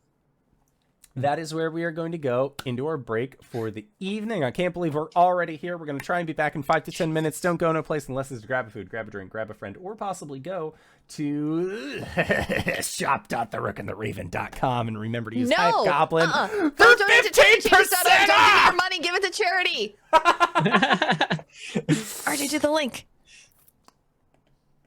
Love you all. We will see you all shortly. All right. See you soon! Hello, everybody! Hey, Sarah! Ah! you caught their microphone off guard. I have this great friend who knows this one charity that he's really into, and it's his birthday month. Where can I go to donate for Simon's birthday? Oh, it's not Graybeard? Oh, What's in his I life? think you should go to justgiving.com/page/happy birthday indoor, where the community has already raised $215 for charity for Tiny my Jimmy went Changes through. organization. Love you guys. birthday, Thank you Thor. so much. Hey, Steven! Or Simon! Yes! Where can I go for a notebook? Dude, okay. You're not going to believe Both this. of you. I got both. But, did you know that there's this place called shop.therookandtheraven.com? It has customizable pages. Like, it has multiple pages. You can have, like, bullet journal style pages. You can have character. You can have even, like, a DM note thing going on. In fact, I had to get different glasses just to be able to, like, manifest how I was going to be able to look at these pages. And I did. I figured it out. I found it out. Because at therookandtheraven.com, you can do all sorts of shit in there. It's great. They But, have like- so much cool stuff. Have you seen the campaign atlas? I Where have. you can have a campaign journal of all of your maps if you're playing in person. They have hex grids. They have square grids. They have, I think they have. They dot even grid- have dot paper for card that. sleeves. So if you're using the like Gale Force 9 spell cards, that you can just slide those right into your journal and you don't even lose them at all. It's incredible. Nice. Yeah, they're fantastic, and they cover every system from D&D to Vampire the Masquerade to Warhammer 40K to I think they have Call. Did they have Call? Pathfinder and Pathfinder Call of is on Cthulhu. there. Vampire, I Yeah, there's think, a is in there. whole bunch of stuff in there, Yeah. and they're updating for more. So check them out. Yeah, and speaking of more, if you use the code HypeGoblin at checkout, 15% off of your overall purchase, which means that it's more for our dear friend HypeGoblin because you get a little bit of a kickback, and it's more for your own wallets because you're saving 15% of your overall purchase. It's a great deal. But what if I want to go somewhere and I want to purchase or see really cool nerdy artwork of D&D characters? Oh my god, DanaeKeener.com. That's the easiest place to go. You're not getting out of this. At DanaeKeener.com, it's never been easier. That's the catchphrase for DanaeKeener.com, right? I thought I escaped. I'm gonna get a migraine from all the sugar and the sweetness. I thought I was Media, how's finally it free. going? I thought Never. that this cup had finally passed from me to Happy one cup future to birthday, another. Momo Marbles. We're Gemini Happy friends future now. birthday. Happy future birthday. Yeah. All right. So, to the game. Back to the game. I'm going to keep these glasses on the whole time. But, back to the game. You all have just informed Pincushion, the living doll, that, hey, we got a pretty sick business opportunity for you now that your current boss is dead. And Vice, you, Pamferdam, and a giant spider have successfully made a business proposition with this living doll. Also in this room is a young woman. And when we say young woman, we mean a woman who was once older and has ever since then been put into the body of a child, who she seems a little not exactly enthused with the fact that you have hired her captive or hired her previous captor, but at the same time, she seems really excited that Skabitha is dead and is more than willing to listen to you all on that end. And she explains that her name is Ween, and that she wasn't supposed to be here. Pam, I don't think we could have taken this doll. Pam, we couldn't have taken this doll. Oh my god. Why? I'm sorry, Is sitting on your media. shoulder. Yeah, we couldn't have taken on this doll. What was the CR? It's CR2, but it has an ability where it can grab onto you and deal 11 points of psychic damage per turn. Neat. You want to know what that ability is called? Grabby hands. What was the halfling's name? The halfling's name is Ween. Ween. Okay. All right, Ween Ween. Well, Sundapple. Ween. Can I see your hands real quick? Puts her hands out. All right. And then Pam is going to cast Cure Wounds to clean those up a bit. And nice. All right. So that is 10 points of healing to close up some of those little cuts and scrapes. Vice is gonna head over and start key. Nope. Key. Nope. Key. Okay. It's always the third one. What are you keying? Isn't she like trapped somewhere? Like, No, she manacled or- there was a rug that was like, ha ha ha, I'm blocking the door. And there was a tiny doll, but she was like just in this room being cool. forced to Yeah. work. Now that we took down to the doll, there are no obstacles. Okay. Yeah. So What were we called again? the Proof of Fools and the Getaway Gang managed to clear this place out, so you're safe now. We're trying to figure out what to do next with your child situation. If you want to stay here and just kind of gather yourself while we do that, you can. Otherwise, the Getaway Gang has a safe house that you can take shelter in for a while. Yeah, she seems definitely on board for the safe house. But one of the things that Ween is having a little bit of a difficult time letting go is she has not heard head or tail of her dear companion Reuben since they got separated entering into this place. Oh, he's downstairs. We're trying to put him back together. He's fine. Yeah, they're a toy right now. That's probably the quickest way to explain it. You've been here long enough, I'd like to assume. But they're a toy right now, and once we find either the approximate or correct anatomy pieces, we'll get it all sorted out. And she just like is a little confused, but nods and is on board for it. If you had to choose a preferred half of Reuben, left or right, which would you choose? Which one would you say is your favorite side of him for like portraits and that? No, too dark. Okay. Hey, I need that horn. And Yarn Spinner just like boop, hands it to you. Thanks. I'm gonna go fix me an Allicorn. Just wait, what? Like, yeah, Yarn Spinner like will turn and follow you. During all this Pamferdam is time, during all this time, Clout's been trying to figure out a way to put out that fire. At the that'll door. be fine. Well, he's just like standing in front of the door, going like, "I shouldn't open it."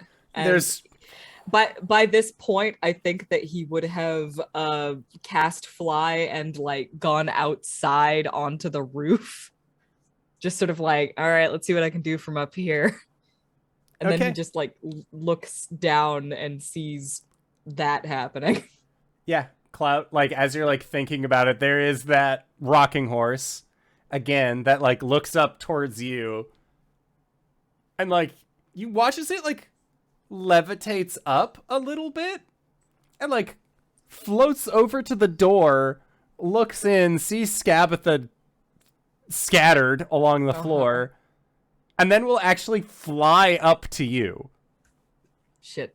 And you just see this like Yeah. God, no. like it's this slow floating rocking horse Silence. making its way. This really upsetting. There's a string of expletives from outside. Vice looking down as well. Make an intelligence check for me. Other one? Head empty. Not fix. 15. Sorry, I meant Clout, not Vice. Oh. Damn it. Fuck. An intelligence check? Yes. Just intelligence. Just flat. int. 13. 13. Okay, a 10 is what you needed to beat. So as this like horse is floating up to you because it can fly, you see that there is just like this like horn shaped depression in its forehead as it like Yeah. floats up to you. Oh, this is enough for him to like not attack it, but he's still upset that it's approaching him. So he's just gonna like float away from it, just like, God, no, fuck, get away from me. And it keeps like it just keeps like trying to get closer to you. And Yeah, if no. you let it get near you at all, it just like tilts its body to like try and do that cat thing where they just like boop. Like that is all this rocking horse is trying to do, is just come into physical contact with you. That is the last thing that he wants. Incredible. So yeah, like Vice. when you guys get outside, Yeah, Vice, Pam. Like Pam, Vice has told you that like there's a rocking horse. It has a depression in its head. That's where you put the horn. Okay, you open the door, and there's just that like boop, boop, boop, boop, like the outline of where it should be, and you're like, where the fuck? And then you hear a string of expletives as this rocking horse is like floating through the air, trying to come into contact with Clout in some form or fashion. Think of a very clever name. He stands there for a few moments thinking and just waits for Clout to punch it. Lowry's gonna leave Will to rest and come outside too, following the others. Yeah, and Lowry, you see that there is just this rocking horse that is like chasing Clout slowly through the air. Is he scared of horses? Hey, grab that! I don't know. Hey, Twilight Sparkle! Goddamn piece of shit fucking hell! It's made of wood, just grab onto it! Should I not turn into a horse anymore? it's gonna I He's think gonna have you phobia? run out of magics? gonna descend towards them and like get behind Vice. And eventually the rocking horse will like float down and then like Saying something? rock itself back to be able to look up at your group. Oh, it's cute. Yeah. You missing something, bud? And it rocks forward twice in what you're assuming is a yes. Oh. Should we put it? Should we turn it back first or put the horn on it first? I think if you put the horn on it, it'll just go, right? I mean, might as well find out. Once for yes, twice for no. Just Okay, do yes, it put that already. down. I'm sick of looking at this thing. Why that's are kind of you cute. so Look. mean to everything here? Is this a face you could hate? Are you talking about you or the horse? Horse. I know people hate my face. Yeah, I did hate it at one point. No, I think the horse is Oh. fine. Okay. What? Boop. Okay. And as you do, there is a brilliant flash of like pure, bright, yellowish white energy that seems to like wrap around this horse. It's like a magical girl transformation sequence where like the tail like swooshes out and it suddenly has like hair and vibrance to it. The body, once shambling and crinkling in its colorations, grows out as it becomes once this proud and majestic creature. And in each of your heads you just hear, "Hello! Oh, God, Thank you, adventurers, for restoring me to my rightful body. There's a I finger that am goes up his Eladon." Eladon. Not much better, gotta say. Hello. Vice reaches out, puts a finger on the snout to shush him. I don't understand what you are doing, adventurer, but you have my thanks. Give us a second there. We still need you for some things. I am needed in many places. You owe us for turning you back. I do, to a We met your degree. partner. You have met the love of my life, my Yes. true partner. Yes. She's waiting for you every single day, lamenting your loss. Now, help us turn some of these children back to adults. What is the name of the unicorn? Eladon? No, No, that's this the- unicorn. the lady. Oh, the other one. Lamorna. Lover. Lamorna. Okay. Yeah, the lake. that's the one. Eladorn is his name. At least that's what I have written down. Eladon. Eladon. And You can do that. Eladon, as you say, we need your help to change the children back. Says, "My powers are vast and mighty, but I am afraid that is something beyond even what I am capable of doing." What are we doing here? Why did we save you? You there, mushroom-hatted friend. Yes. Savior. What? And they approach you. You look injured, milady. I mean, I am a little woozy, but I And think I'll they be fine. I can. bow forward and with their horn tap you, and you gain all of your health back. Oh. Thanks. They nod. Could you save a tree? I could save many things. Will you? Where is this tree? Oh yeah, we killed her. What? The tree shouldn't be blighted anymore because Skabitha is no longer around. Well, if that were the case, then the kids would also turn back. I don't think that. I think the blight is more of an illness rather than a thing that's tied to her. You know Yeah, what? You're well, the nature we- expert. I'll leave it to you. We could have healed that tree, but the blight would have continued to hurt it Mhm. after we left. Now she's not going to continue blighting the tree, but it still needs to be healed. Can you heal a tree? I can heal many things, as I have previously stated. Right. All right, Where's follow, then will you? Nods. If that is what you wish. I have a quick follow-up question. Can you put out a fire? Oh yeah.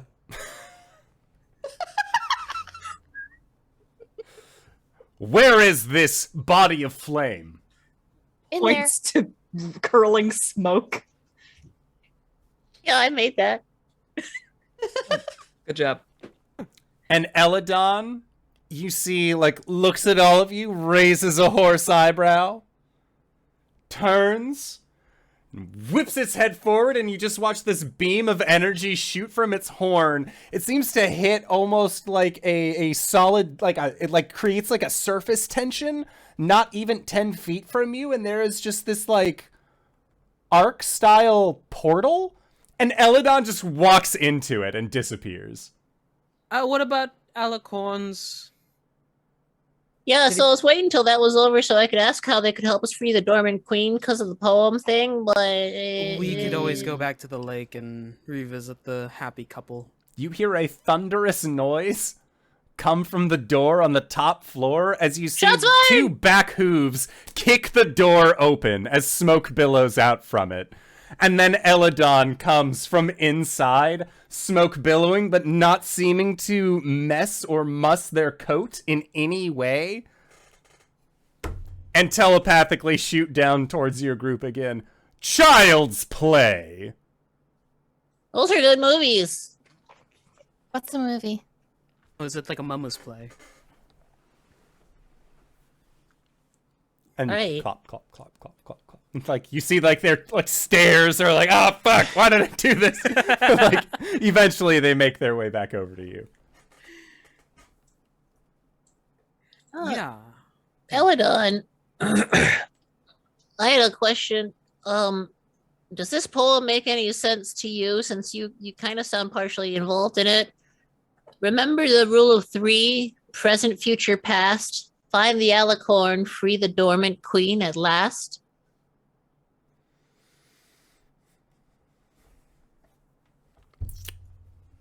Let me roll this dice to see what I can determine.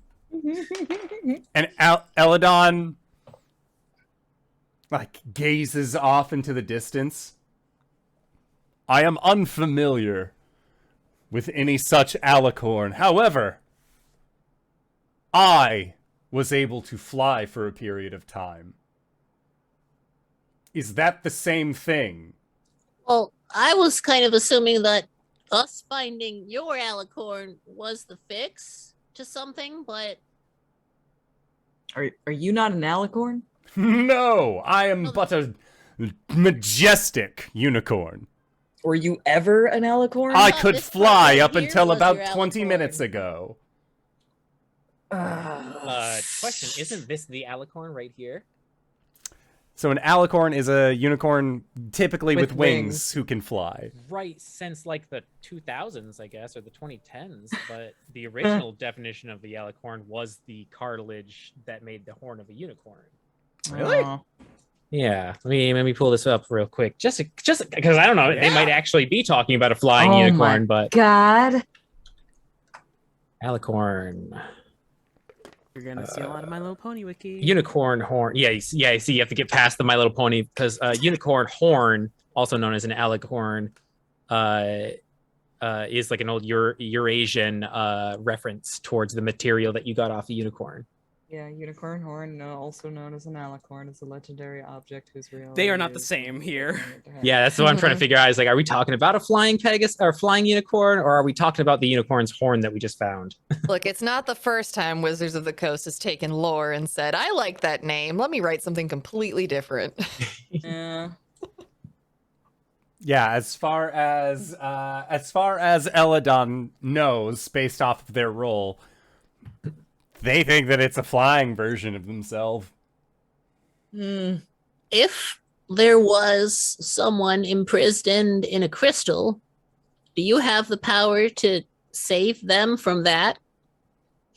Yes, but I would need to make direct contact with the crystal with my horn first. Do you know how to get to the palace from here? The Palace of Heart's Desire? They look around real quick. We would need to go to Yon first. These are really cool things that I'm hearing right now. I mean, that's on our list of things to do. He's gonna kind of like look around for a second, then just sort of like point to the mark on his face and say, listen, we're trying to save Zybilna. Can we count you in on that? Make a persuasion check. Okay. Pamferdam will provide help because they are like on board with what's happening right now. Thank you. Don't forget, you can also bardic inspire yourself. I sure can, but I'm gonna roll first to decide. Well, yeah.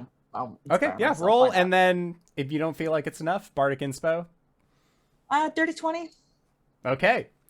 The number you were looking for was a 17, but Eladon seems totally on board to join you in your upcoming quest. Great. Great. Cushion or like... What was that? You got something to say, Vice? Oh, he's turning to his shoulder. Is there something other than pincushion I should call you, or... And Pincushion just, like, is like,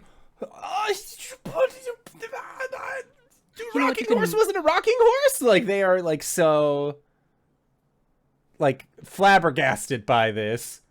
You can mull on it. Okay. Well, we have to find a tree and bring a tree to a unicorn. And you probably want to see your wife, partner, mate. I don't know the terms your species use. Partner is fine. As far as translating to common, that's suitable. How far are you able to teleport yourself? 1 mile. How far did we leave the tree? Probably further than that, right? How often can you teleport? Is it just like a thing you do with a snap of your hypothetical fingers? Or metaphorical fingers? I can teleport myself and others up to 3 times per day. You already asked me to take care of a fire in that room up there. So that was one use of my abilities, grandiose as they may be. Yeah, it is several miles away. Well, Pam will turn to the rest of the group. well, if we want, we can go back to the getaway gang and get the tree moving towards the lake again. Let them reconvene with horse number 2. And by that point, we'll have all the kids gathered back up who might have died in combat or whatever. And we'll get the oak cured at least. And then we can probably figure out what we want to do from here. Like what our next plan in Yan is, or if we're going to go back to Hither and talk to Bevlorna. Pam, can we rewind slightly? Did you say children died today? I never got to reconvene on an after action report with Will, so I'm not entirely sure who all made it, but that's right. They're functionally immortal, it turns out. So, Like, Clout's just gonna put a hand on Pam's shoulder. Next time, lead with that, buddy. It's not good for my heart. But yeah, does that sound like a good idea? We go back to the tree, we catch our breath, we then reconvene with I might have too many tabs open. Eladon. Yeah, that sounds like a good idea. Is there anything else that we should find here before we go? Oh, I was gonna go scoop up like everything I could, really. We have a bag of holding, and there's a lot of anatomically correct pieces in there. Like, I could do a lot of work with it. And on top of that, we could probably build Clapperclaw like a real body they can use. Because it looks like you were turned into dolls. If we build a doll body for it and then stab it, will it become a real boy? I think those dolls in there are real people. I don't want to take their parts and turn them into someone's body. Right. Well, if they are not whole anymore, say Bevlorna or Skabitha like smushed one of the heads and there's just a torso remaining, that's something we can't bring back whole, but we can use it for someone else. It's like replacing organs, you know? I think we should let those remains rest properly. I medically disagree. I don't plan on defiling the body or something like that, but if there's pieces that I can use to help something that's still alive. We don't know if that would have been their final wish. I don't think that's right. Sorry. We'll find another way to get Clapperclaw body. But we should give them a proper burial if we can't bring them back whole. This is a culture thing? there is a clack, clack, clack, clack, and from the shadow of the doorway, the half-dwarf, half-centaur. We found Ween! And you see that there's a young halfling woman, like this halfling girl, like holding a halfling toy that like still has like the one long arm and the dwarf legs, and she just like raises up, and Ruben like big orc arm wave. Just wondered. My God, is that what I think it is? Allicorn like numbles up, and Eladon like takes a few steps back, like, what is this monstrosity?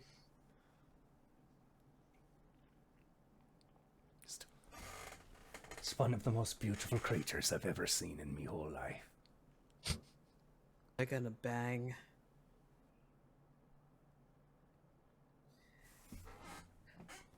Pam. Huh? I can respect practicality, but there's something intrinsically morally wrong in what is functionally using dead body parts. That's something I'm going to stand on. All right, well, then I need to ask something real quick. Has your people, where you grow up, never heard of the term organ donors? Yes, but people consent to that. They say that that's what they want to do with their remains. You don't just go and take pieces of people. They're not people All right. anymore. Their souls still- have already moved on. This is just a lump of flesh that fungi are going to use to put energy back into the ground. Then at least respect their fucking memory. I Even don't if you know have them. Any of it. You're right, you don't. It's not your decision to make for them. And so you're going to make a decision for someone who's still alive then and tell Clapperclaw they can't have a body? Clapperclaw can't have a body. We'll find him one, but this isn't the way.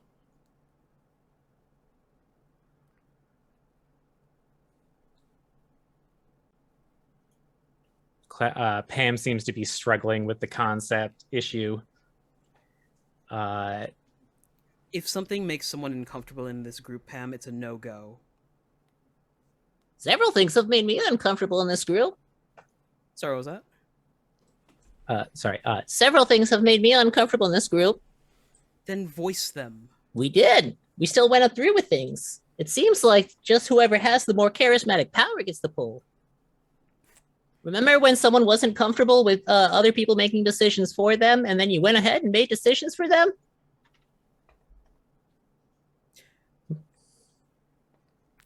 This Archie's actually seems having a arguably a memory bit blank. personal. So I'm going to take the small one. And Which Rowan, small one?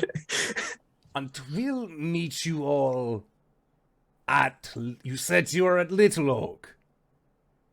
Yeah, last I remember, it's in that direction of about 5 miles. And Eladon just, this does seem oddly personal. If you would wish to meet with me again, I will be taking these ones to Little Oak, and then I shall meet you at Wayward Pool when you are ready to move forward. Just, okay, sorry. And like, Allicorn like walks in between your group, and then Eladon, Allicorn, and Ruben and Wayne laser beam from the unicorn horn portal, and they just all pop in and gone.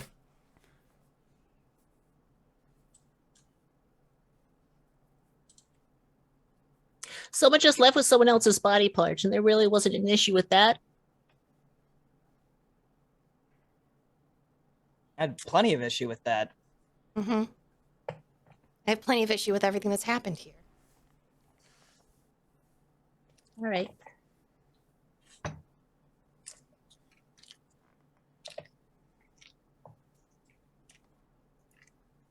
Well, I'm going to go back into the building and do some looting before it burns down completely. Or I guess that's not an immediate problem anymore.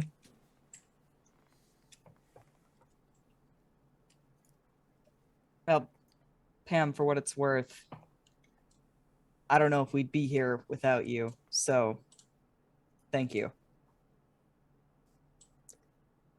You have better moral compasses than me, so if you're gonna fix a whole kingdom, it's gonna need more than warfare knowledge. I don't have a better moral compass than you. That's I don't the know, part Mace. that gets Vice. A different one, maybe. And That to was a Vice, I soft want to say to mumble Vice's like device. concern about not having a moral compass. Anyway, I'm gonna go back to looting bodies.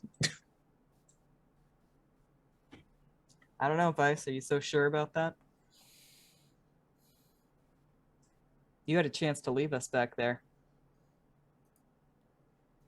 Pincushion turns. You had a chance to leave me.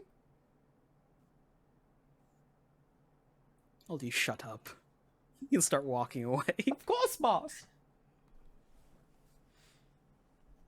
Just a lopsided smile from Clout. I'll start digging graves. Okay. So, Clout will help out with that. looking through the better part of Loomlurch, for everyone who is investigating the inside, make an investigation check. For everyone who is outside, currently digging graves, for whom or what are you digging graves for? Because the only individuals who technically died during this encounter were Sowpig, Cradlefall, and Skabitha. Suppose those would be the graves we dig then. Well, There's one's already been also- dug at least. There's also the toys that Lowry saw that no longer have their living inhabitants. She'll dig graves for them as well. Okay. Yeah, those would be the ones from Sowpig's playroom. Yeah. Okay. Yeah, so Lowry and Clout, it will take you some time to dig these graves. And are you doing any kind of like magic thing? I got a shovel in my kit. That's fair. I didn't know Yeah. if there was like a ceremony spell or anything else that you wanted to work into it. And I would say, Lowry, while you are digging this grave, or while you are digging these graves, that it's difficult to kind of let go of the mentality that your party has had. And then Pam even like bringing up like, well, we've had a situation where somebody voiced that they didn't want to have a thing happen, and then you all just went and did it anyway. Of course, being the locket, like the memory that you had associated with your locket that then led to Clout and Vice killing somebody in quote unquote your name. And I would feel like the mushrooms in your hat are basically like just sort of like digging in on those sore spots. Like, this is why parties fall apart. This is what happens every time. This is why there needs to be a stronger leader.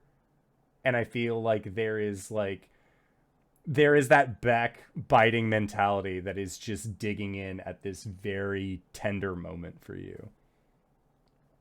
Yeah, they don't shut up until she, next to Clout digging, just throws her hat on the ground and yells at it to shut up, and then goes back to digging.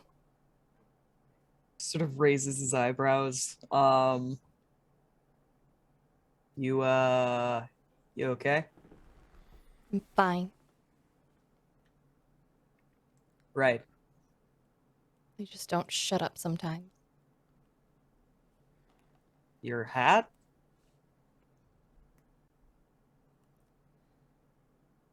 My friends. I gotta be honest with you, Lowry. Right up until this point, I thought that was attached to your head. You've seen me take it off more than once. I'm not the sharpest candle on the shelf.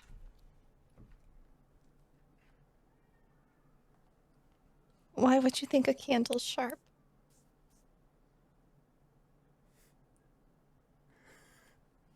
He just smiles and shrugs. She looks up at you and she is on the verge of tears. And she doesn't know whether she should just laugh and cry or cry. He'll walk over to the hat and just sort of like examine it a little bit.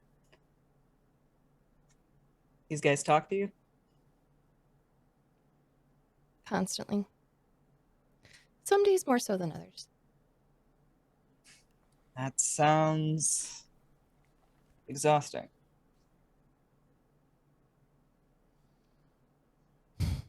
It can be. Sometimes they have good advice. Is that why you keep them around?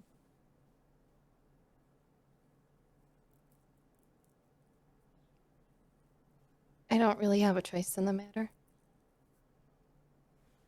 They just stay. Just kind of tips his head, a little confused. Listen, if they aren't good friends, you can just kick them to the curb, you know?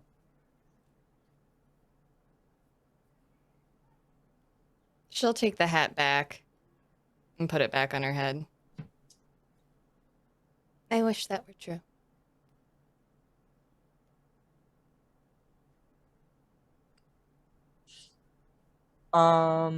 He's gonna look at her for a second, and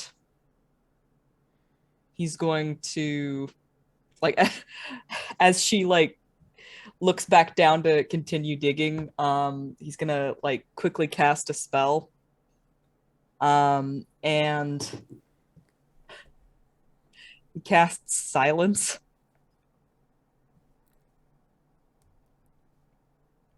And Clout, just waits for her to notice.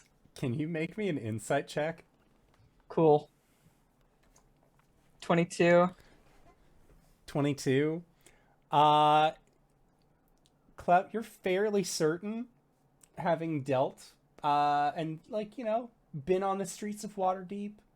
You see a lot of things. One thing a little bit more common than you'd like to admit: people with trauma. You're not... There's a part of you that would believe that these mushrooms aren't, like, magically influencing your friend. You think this may be a trauma response. But silence! Let's hope for the best. Maybe a wizard did it. Well, I mean, like, we better make sure, huh? Yeah, and because silence, it is an area of effect. As you were digging these graves, Lowry at one point, shovel into the dirt, just silently goes in. And like you like clean your ear out a little bit, like try and make some other ruckus or say something to Clout, and just nothing comes out. Yeah, She looks at Clout in a panic. Nope, he's just watching her very intently. And then he'll just like point to his ear and mouth. Can you hear them now? She just mouths back, yes, you idiot. Huh. And he drops it. Well, it was worth a try. What? You scared the bejeebus out of... Why would you just do that? Sorry, I drawn something out.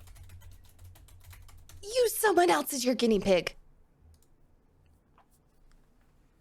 Goes back to shoveling. Sorry. It's fine. I don't know, I thought if there was a way that I could get them to be quiet, then... Nah, it was stupid. It's not stupid. It is stupid. Shut up, Wolf.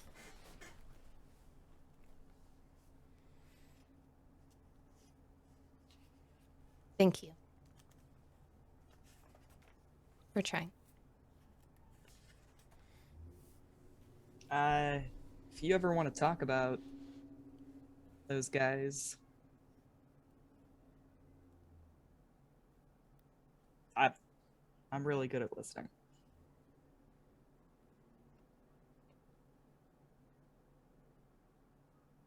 I don't think you'd like me very much if you knew. Let's just leave it at it is what it is. Okay? Okay. I'm just saying. Sometimes people are dicks, and it's nice to have somebody else tell you that. I know. I saw the way you treated the rocking horse. Listen, that thing is terrifying, all right? Okay. And then inside the building, Pam and Vice, roll for me some investigation checks.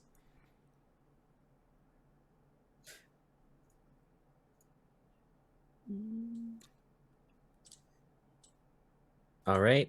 Pam got a 5. Vice got a natural 20. Okay. So Pam, your main goal was to go to the workshop, suss out all that you could with like parts and all of that. Like, again, Yeah. it was, let's Try to reassemble as many bodies as I can into whole bodies, and then any incomplete bodies that I could find use as spares. Yes. So when you come in, it's difficult for you, Pam, to recognize which were just toys and which were bodies. And it's like it's again, you have been given access to like, okay, there's the drawer with arms, there's the drawer with bodies, there's the drawer with legs, there's the drawer with heads, and like you're like, I think that this is how this works. So you're trying to do it, and as you're looking around, you do find the blueprint that Vice had previously given to Granny Nightshade, which looks like a much more complicated, much more in-depth creation known as a Nimblewright. Something that's more like humanoid size, like you're probably guessing anywhere between like 5'6" to 5'10" in like height range. Again, humanoid, and it looks like it's made mostly out of like various metals and other material.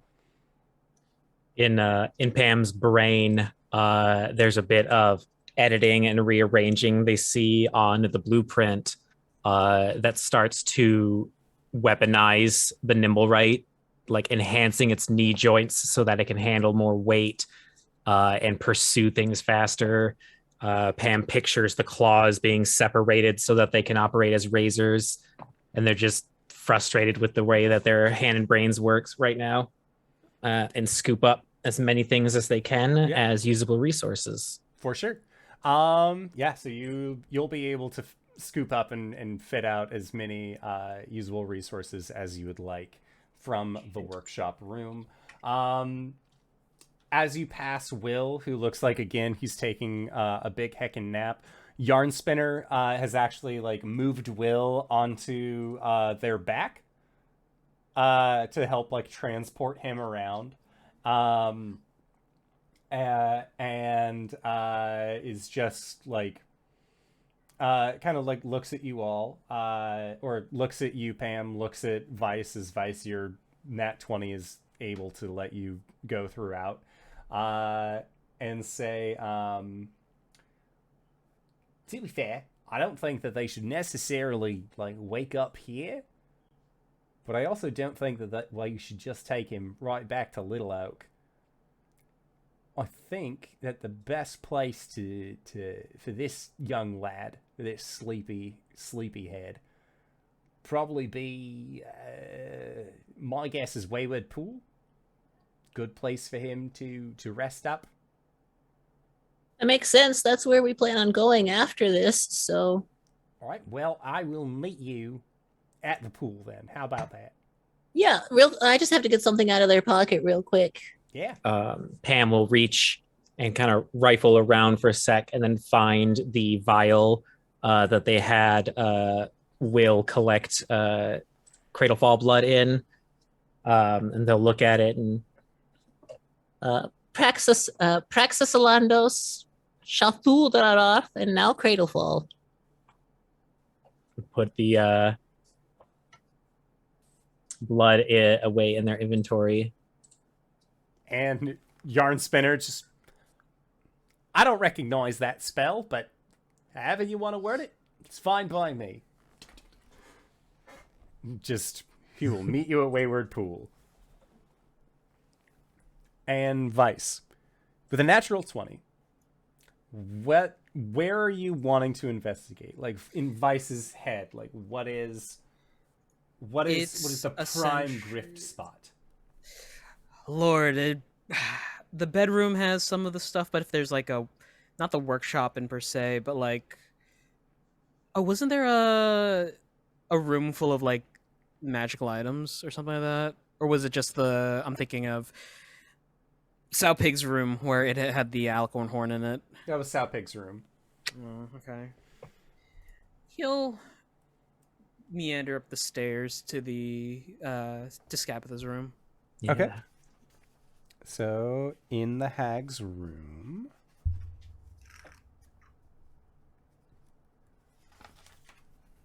Okay. In her bedroom, there is her dollhouse, which in itself is a magical item. You also find a pair of embroidered velvet slippers. Ooh. A false eye made of solid gold. Ooh. And a cracked hand mirror with a gaudy, bejeweled handle and frame. Hand mirror, gold, house in the bag, in his bag. Does he still see the lantern in the room that had the thing thrown over it? The jar of moths? Yes. Yeah. He'll walk over to that and unscrew it and pat them out. Yeah. Yay. The moths fly out. They seem happy with this choice. Time to go get me some boggle oil, I guess. Okay. And so you're not going to the other room that is up here? That's the bird room, right? Yes, the aviary. Caw. I want to be thorough, but...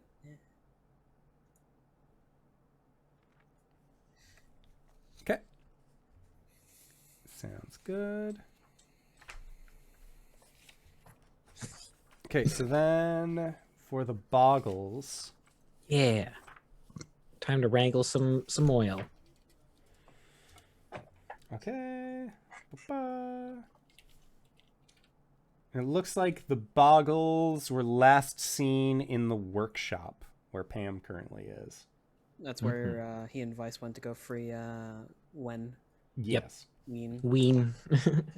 Okay. And Vice with that natural 20, while Pam is in the process of like grabbing bits and doll pieces from this workshop that he can, Vice, you are able to find a jar of iridescent glass eyes,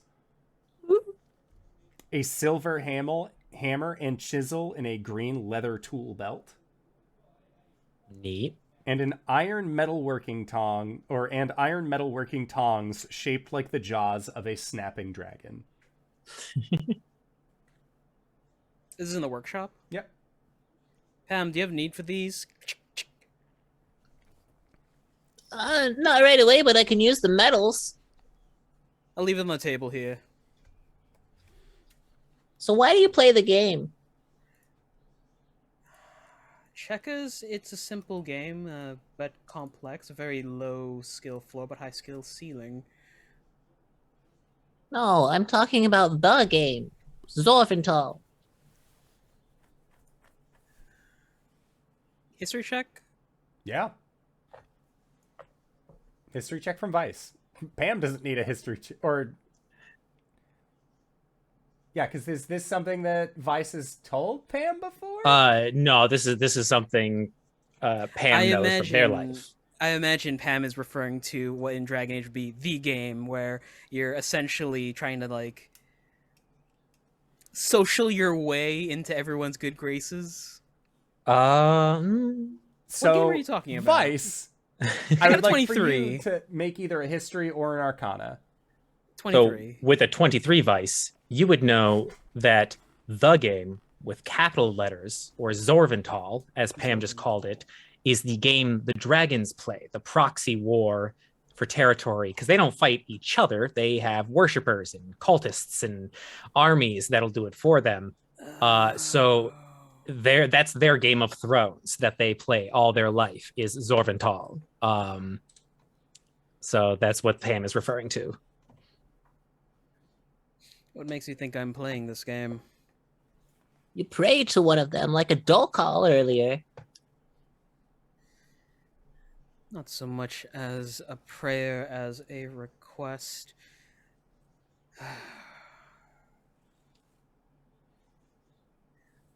At most, I can tell you I am beholden to this creature, loath as I want this to be. Why are you beholden to a dragon? You're only just a pawn or a resource to them. Oh, that's right. You weren't there for my tragic backstory reveal. No, last time I tried to ask anything about you, you said something about line of questions and ended the conversation. I apologize. I went to go fight in a war, Pamferdam, and I lost my life in said war. My current patron brought me back in the form you see in front of you today, and thus I am beholden onto them because my life depends on it. Your patron is a dragon? It sounded like you said the dragon's name is Nicol Bolas. Yes. Does this player live on this plane? Oh, no, he does not. Far, far off. It required quite a bit of magic to get there in the first place. Well, have you ever thought about trying to reach out to a deity in our plane to try and break the contract to be free of being someone else's pawn? Simon, Yes.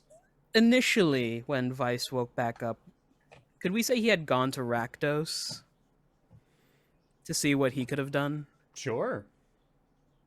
Who is Rakdos? Rakdos the Defiler. Yeah. Loathsome dung eater. Kinda. My prison name. So, Rakdos, what would Vice have been trying to get Rakdos to do? Like, free you of this? Free him of the pact and re-sign the pact that he has with Rakdos. Rakdos would have been able to tell you, yeah, you can definitely, like there's no fee for canceling your plan, and then you could just move over. He would have definitely been able to do that. I assume that slot's been refilled, though. The problem that Rakdos found, and that you found as well, your life essence, what is currently making Vice as Vice, is tied directly to that fealty. The minute that you even started, like, maneuvering over, you could feel that, like, your crystalline structures fracturing and breaking. He'll explain as much to Pam. Why do you want to stay in this place for so badly that you do something like that? Is the war over? No, gods, no. Not until my patron dies. It's not going to be over. And why not kill your patron? At my current power level, it's not attainable. So, this game I'll play, but in the meantime, I'll also do my own schemes. Vice, you also have a very clear memory of any that have even thought or tried to rise up against Nicol Bolas that were once in his service. Did not go well. Their name usually ends with things like Tezzeret, the Mad, Sarkon, the Mad. So they get angry, so what? So they spec a little into Barbarian. That's damage reduction. Rising up against Nicol Bolas. is insignificant. People who have done so are essentially stricken from the records, reduced to atoms, non-existent anymore. And he doesn't send an army. He doesn't send a champion. He does it himself. Then bring him here to this plane. Challenge him on your home territory. Bring the gods into it. You know they're real, right? Oh, I'm very aware that the gods are real, Pamferdam. No. I have my own plans in motion. And no matter how small it might affect or impact his little regime, well, there's an expression in Rogue's Cant, you're either the neck or the knife. I'd much rather be the neck, because at the end of it, I get the last laugh. Well, so long as you're Teldrax instead of a Jorvik or Tokol, that's something I can get over. Being a slave to a monster doesn't mean you're serving them.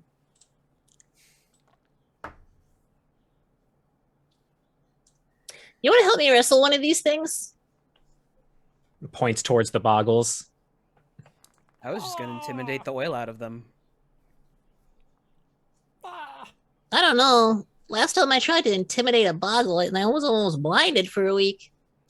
You can see like the boggles are like kind of like looking down at you. Or, like one of them like gives like the big like Scooby-Doo sees a snack like, and then the other just like kind of passive, just like, like shakes their head, like pointing at Pam with two fingers, like, no, that's not a child.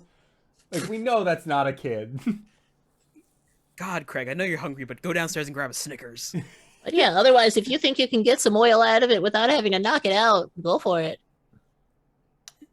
We usually just hit them hard in the labs. Jesus Christ.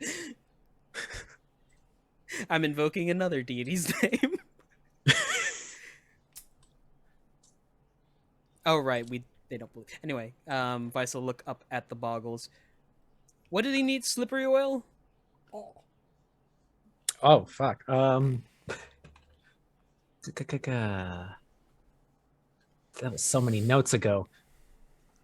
I believe it's only the slipperiest of oils. If you would like to make a history check to remember what kind of oil he needed, you're more than welcome to. All right, you do the history check, and I'll use the manual history check. 18. 18. I think it's the slippery oil. It is indeed slippery oil. Boggle oil. Almost as a whisper on the wind, you hear, I need slippery boggle oil. I can still hear him now. Boggle oil. I'm not dead.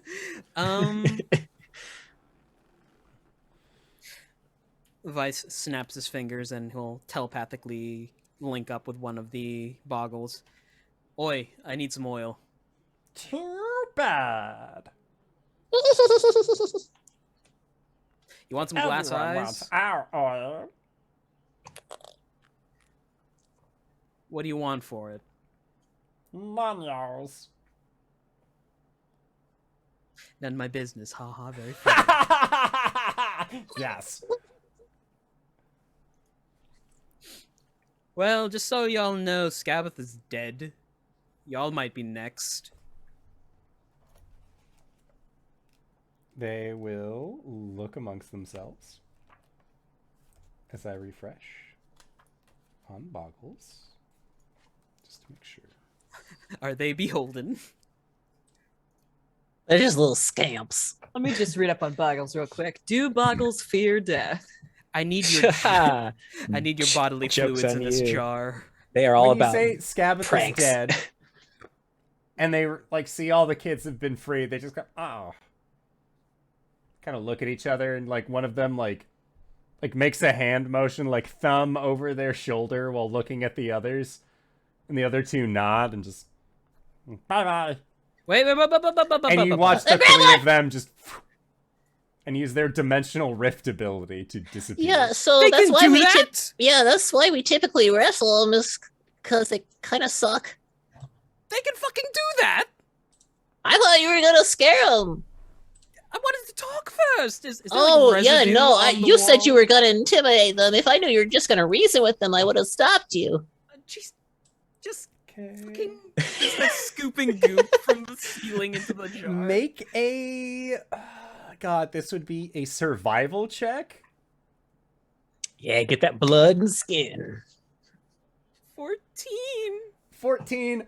Clout, you're like, you Nice. reach up to where the boggles were, and like your hand just like it's sticky oil. These sons of bitches left sticky oil instead of slippery. Why is there a mama's play up here? And A you what? just like you try and like bring it back, and as you do and like get it in, there is like, Pam, you are more familiar with boggle oil, if anything. But one, you know that boggle oil itself usually evaporates after about an hour. Yeah, Right, so they can't teleport too far away, and that's gonna last all of a third of our walk home before it kind of just becomes a jar again. Also, that viscosity says it's the wrong kind of oil from the first place. We're gonna have to go catch one of those things now. I got that much, Pamferdam. I got that much. Vicer hand is just like, it's like the stilling part of rubber cement. Like, you can just feel it like trying to like elastize itself back to an open palm. On the bright side, you don't have to worry about washing that out. It is going to go away. I'm going to wash it out regardless. And he'll start storming off. Okay. Yeah, so Clout, you and Lowry have just gotten done burying holes for all of the bodies that you need to. That is when Vice appears on the scene. Just hand like completely, almost like stuck in an open or like cupping position.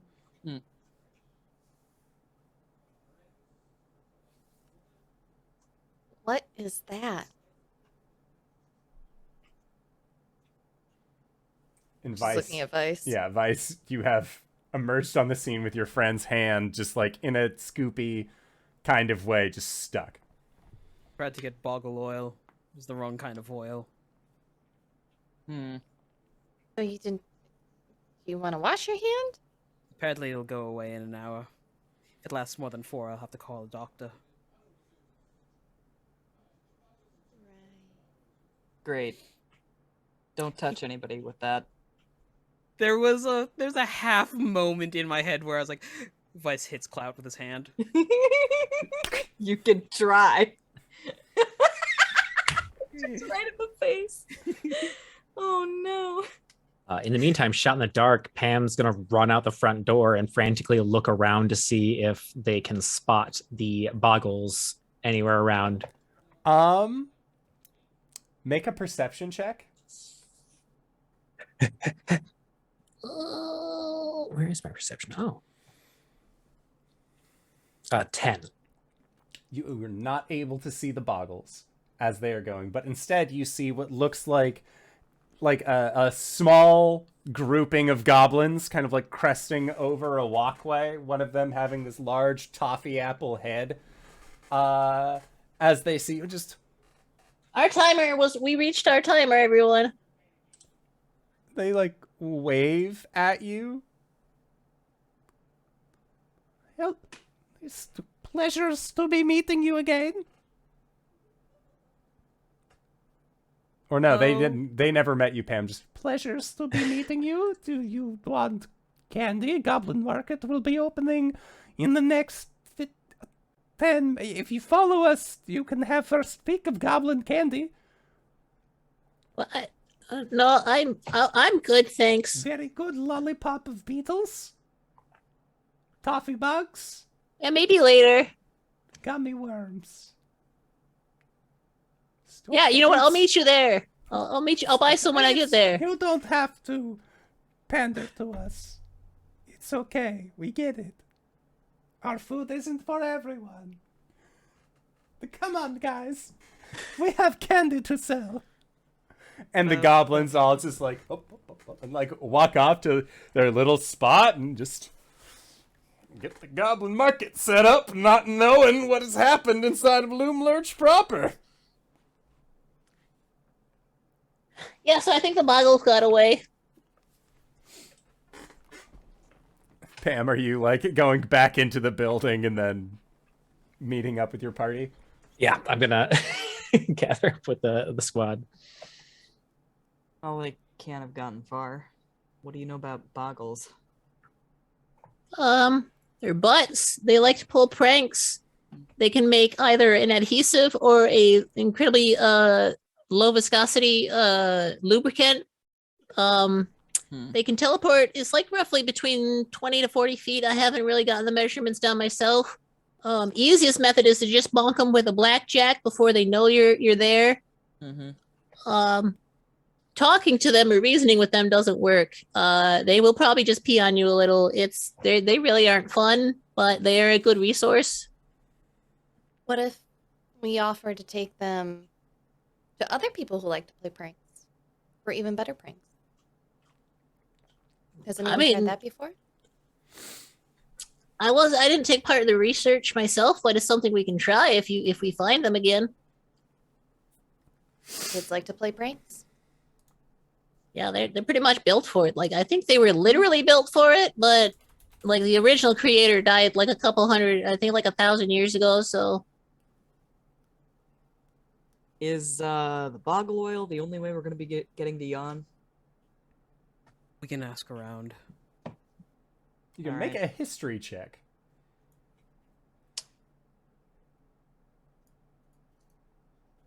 Everyone or someone specific?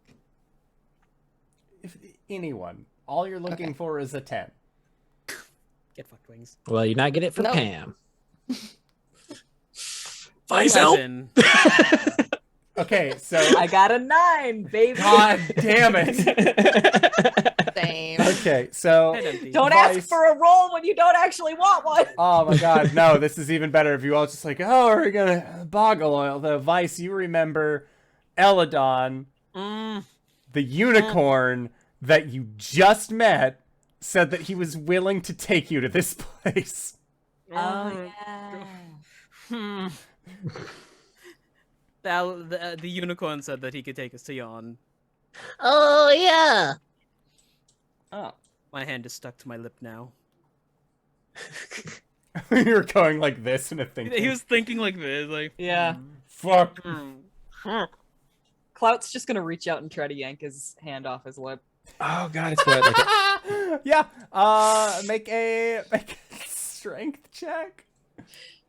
Vice, you can try and like dex save out of this if you would like. okay. If it's just a flat strength, it's 13. 13, okay. 26. Oh, a flat. Okay, flat dex would be a 9. Okay. Yeah, so Clout, you grab onto the arm and pull. And when you do, because Vice, you were thinking with your right hand, left hand. Right hand. That's where that was good. Right hand? Okay, so as you pull, all of the drapings and like wrappings that usually go around Vice's arm are like caught in his mouth, and his like gemmy arm is pulled out and revealed / exposed. But now he just has like streamers coming down the front of his face. Don't you have prestidigitation? It can't clean away the oil. Oh. Thank you, Clout Impkin.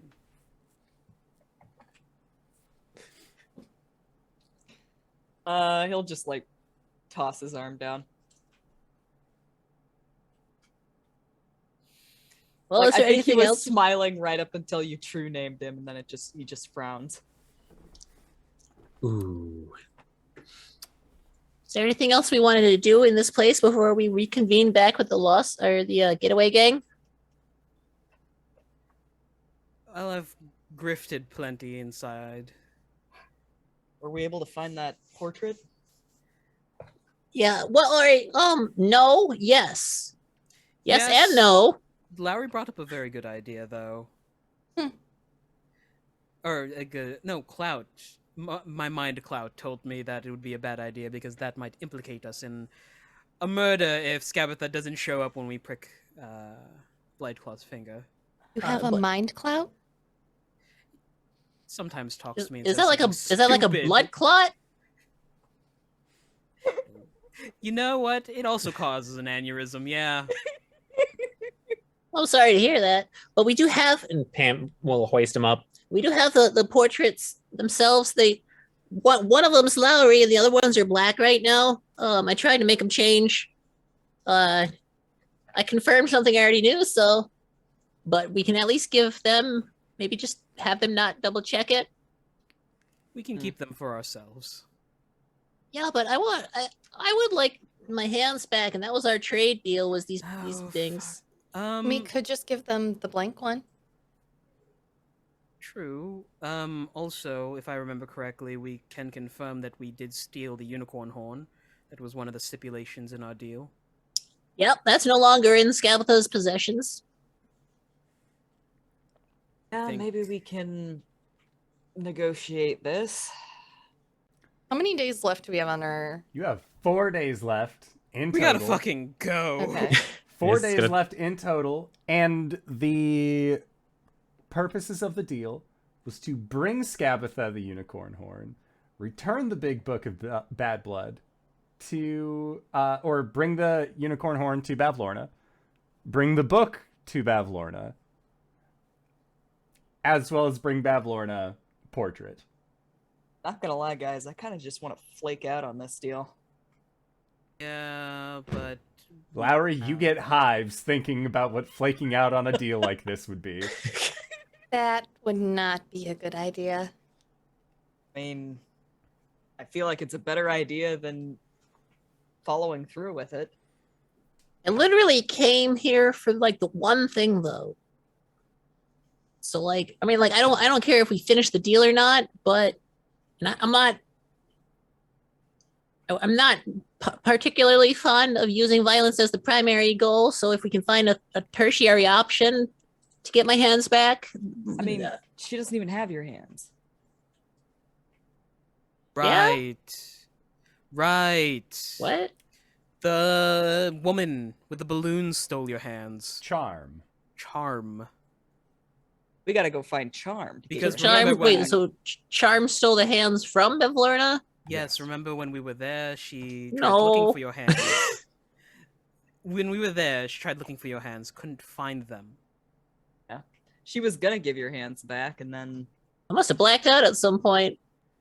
it was a while ago. It was a while ago. So we can't flat out lie, but maybe we can get an extension if we go back and say that we need to Plan out a little more. find Charm somehow. Maybe tie them into what happened here. Kind of like takes in a deep breath. I don't see any way that this doesn't go south. Yeah, same. It's just been a downward slope the entire time since we've been here. I mean, from what I can see, we've got 4 days to take care of Endel and Moongrave, and then go find Zybilna, and hopefully she can set all of this right. Sounds like a task that requires more than 4 days. But yeah, What are the odds of us saving Zybilna in less than 4 days? I 50-50. technically a non-zero, but that's optimistic. I wouldn't even give it 50-50 right now. Well, it's a yes or a no in this case. Did you find anything else that we could potentially bargain with? Fuck! would you quit touching things? I can't help it. I'm handsy. I've got a jar of glass eyes, a broken mirror that's ornate, and he begins to list off all the stuff he's found. Okay. And Vice, as you list off everything that you found and realize that none of it is going to be particularly of value to Bavlorna, that is where we are going to call it for tonight's session. So, I'd like to say, first and foremost, thank you to everybody who decided to stop on by. I love playing Dungeons and Dragons with my friends. It feels like it has been far too long since we last played, but I had a blast tonight. But I always have a blast whenever these folks are on the channel. Hey, RJ, where can we find you? What do you do? Hey everybody, I'm RJ. You can catch me at rjustice282 on Twitter and Twitch, where I tweet about the nerdy things in my life and sometimes stream with my friends. Whew. Whenever I go live, I am posting there. Usually we're doing Mondays and Sundays for here, of course. Sundays as Vice. Mondays for our 5e homebrew campaign. Thursdays over at GGK, where we're doing Elegant Creatures, a Urban Shadows Good Society hack. Saturday, once again, over at GGK, where we're doing Pathfinder this week. It's gonna be great. Old modules are not written well. We had a player death because it was all snakes, and the snakes never stopped. And we got punished for trying to do something good. Old modules suck. Finally, Sunday mornings over at TheHypeGoblin, where I'm not playing Rollin Grandbrook. I'm actually DMing a space mecha-inspired anime game.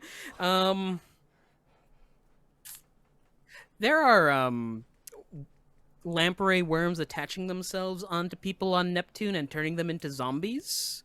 I wanted to play a cute anime girl, and he put me in a horror game. Yay! Have you ever played Silent Hill 3 with the protagonist? She turns into a magical girl. I don't play scary games. DanaeKeener.com. Oh, by the by, last shill of the night. It's our good friend Indoor Adventurer's birthday. Simon, we love you. Go donate.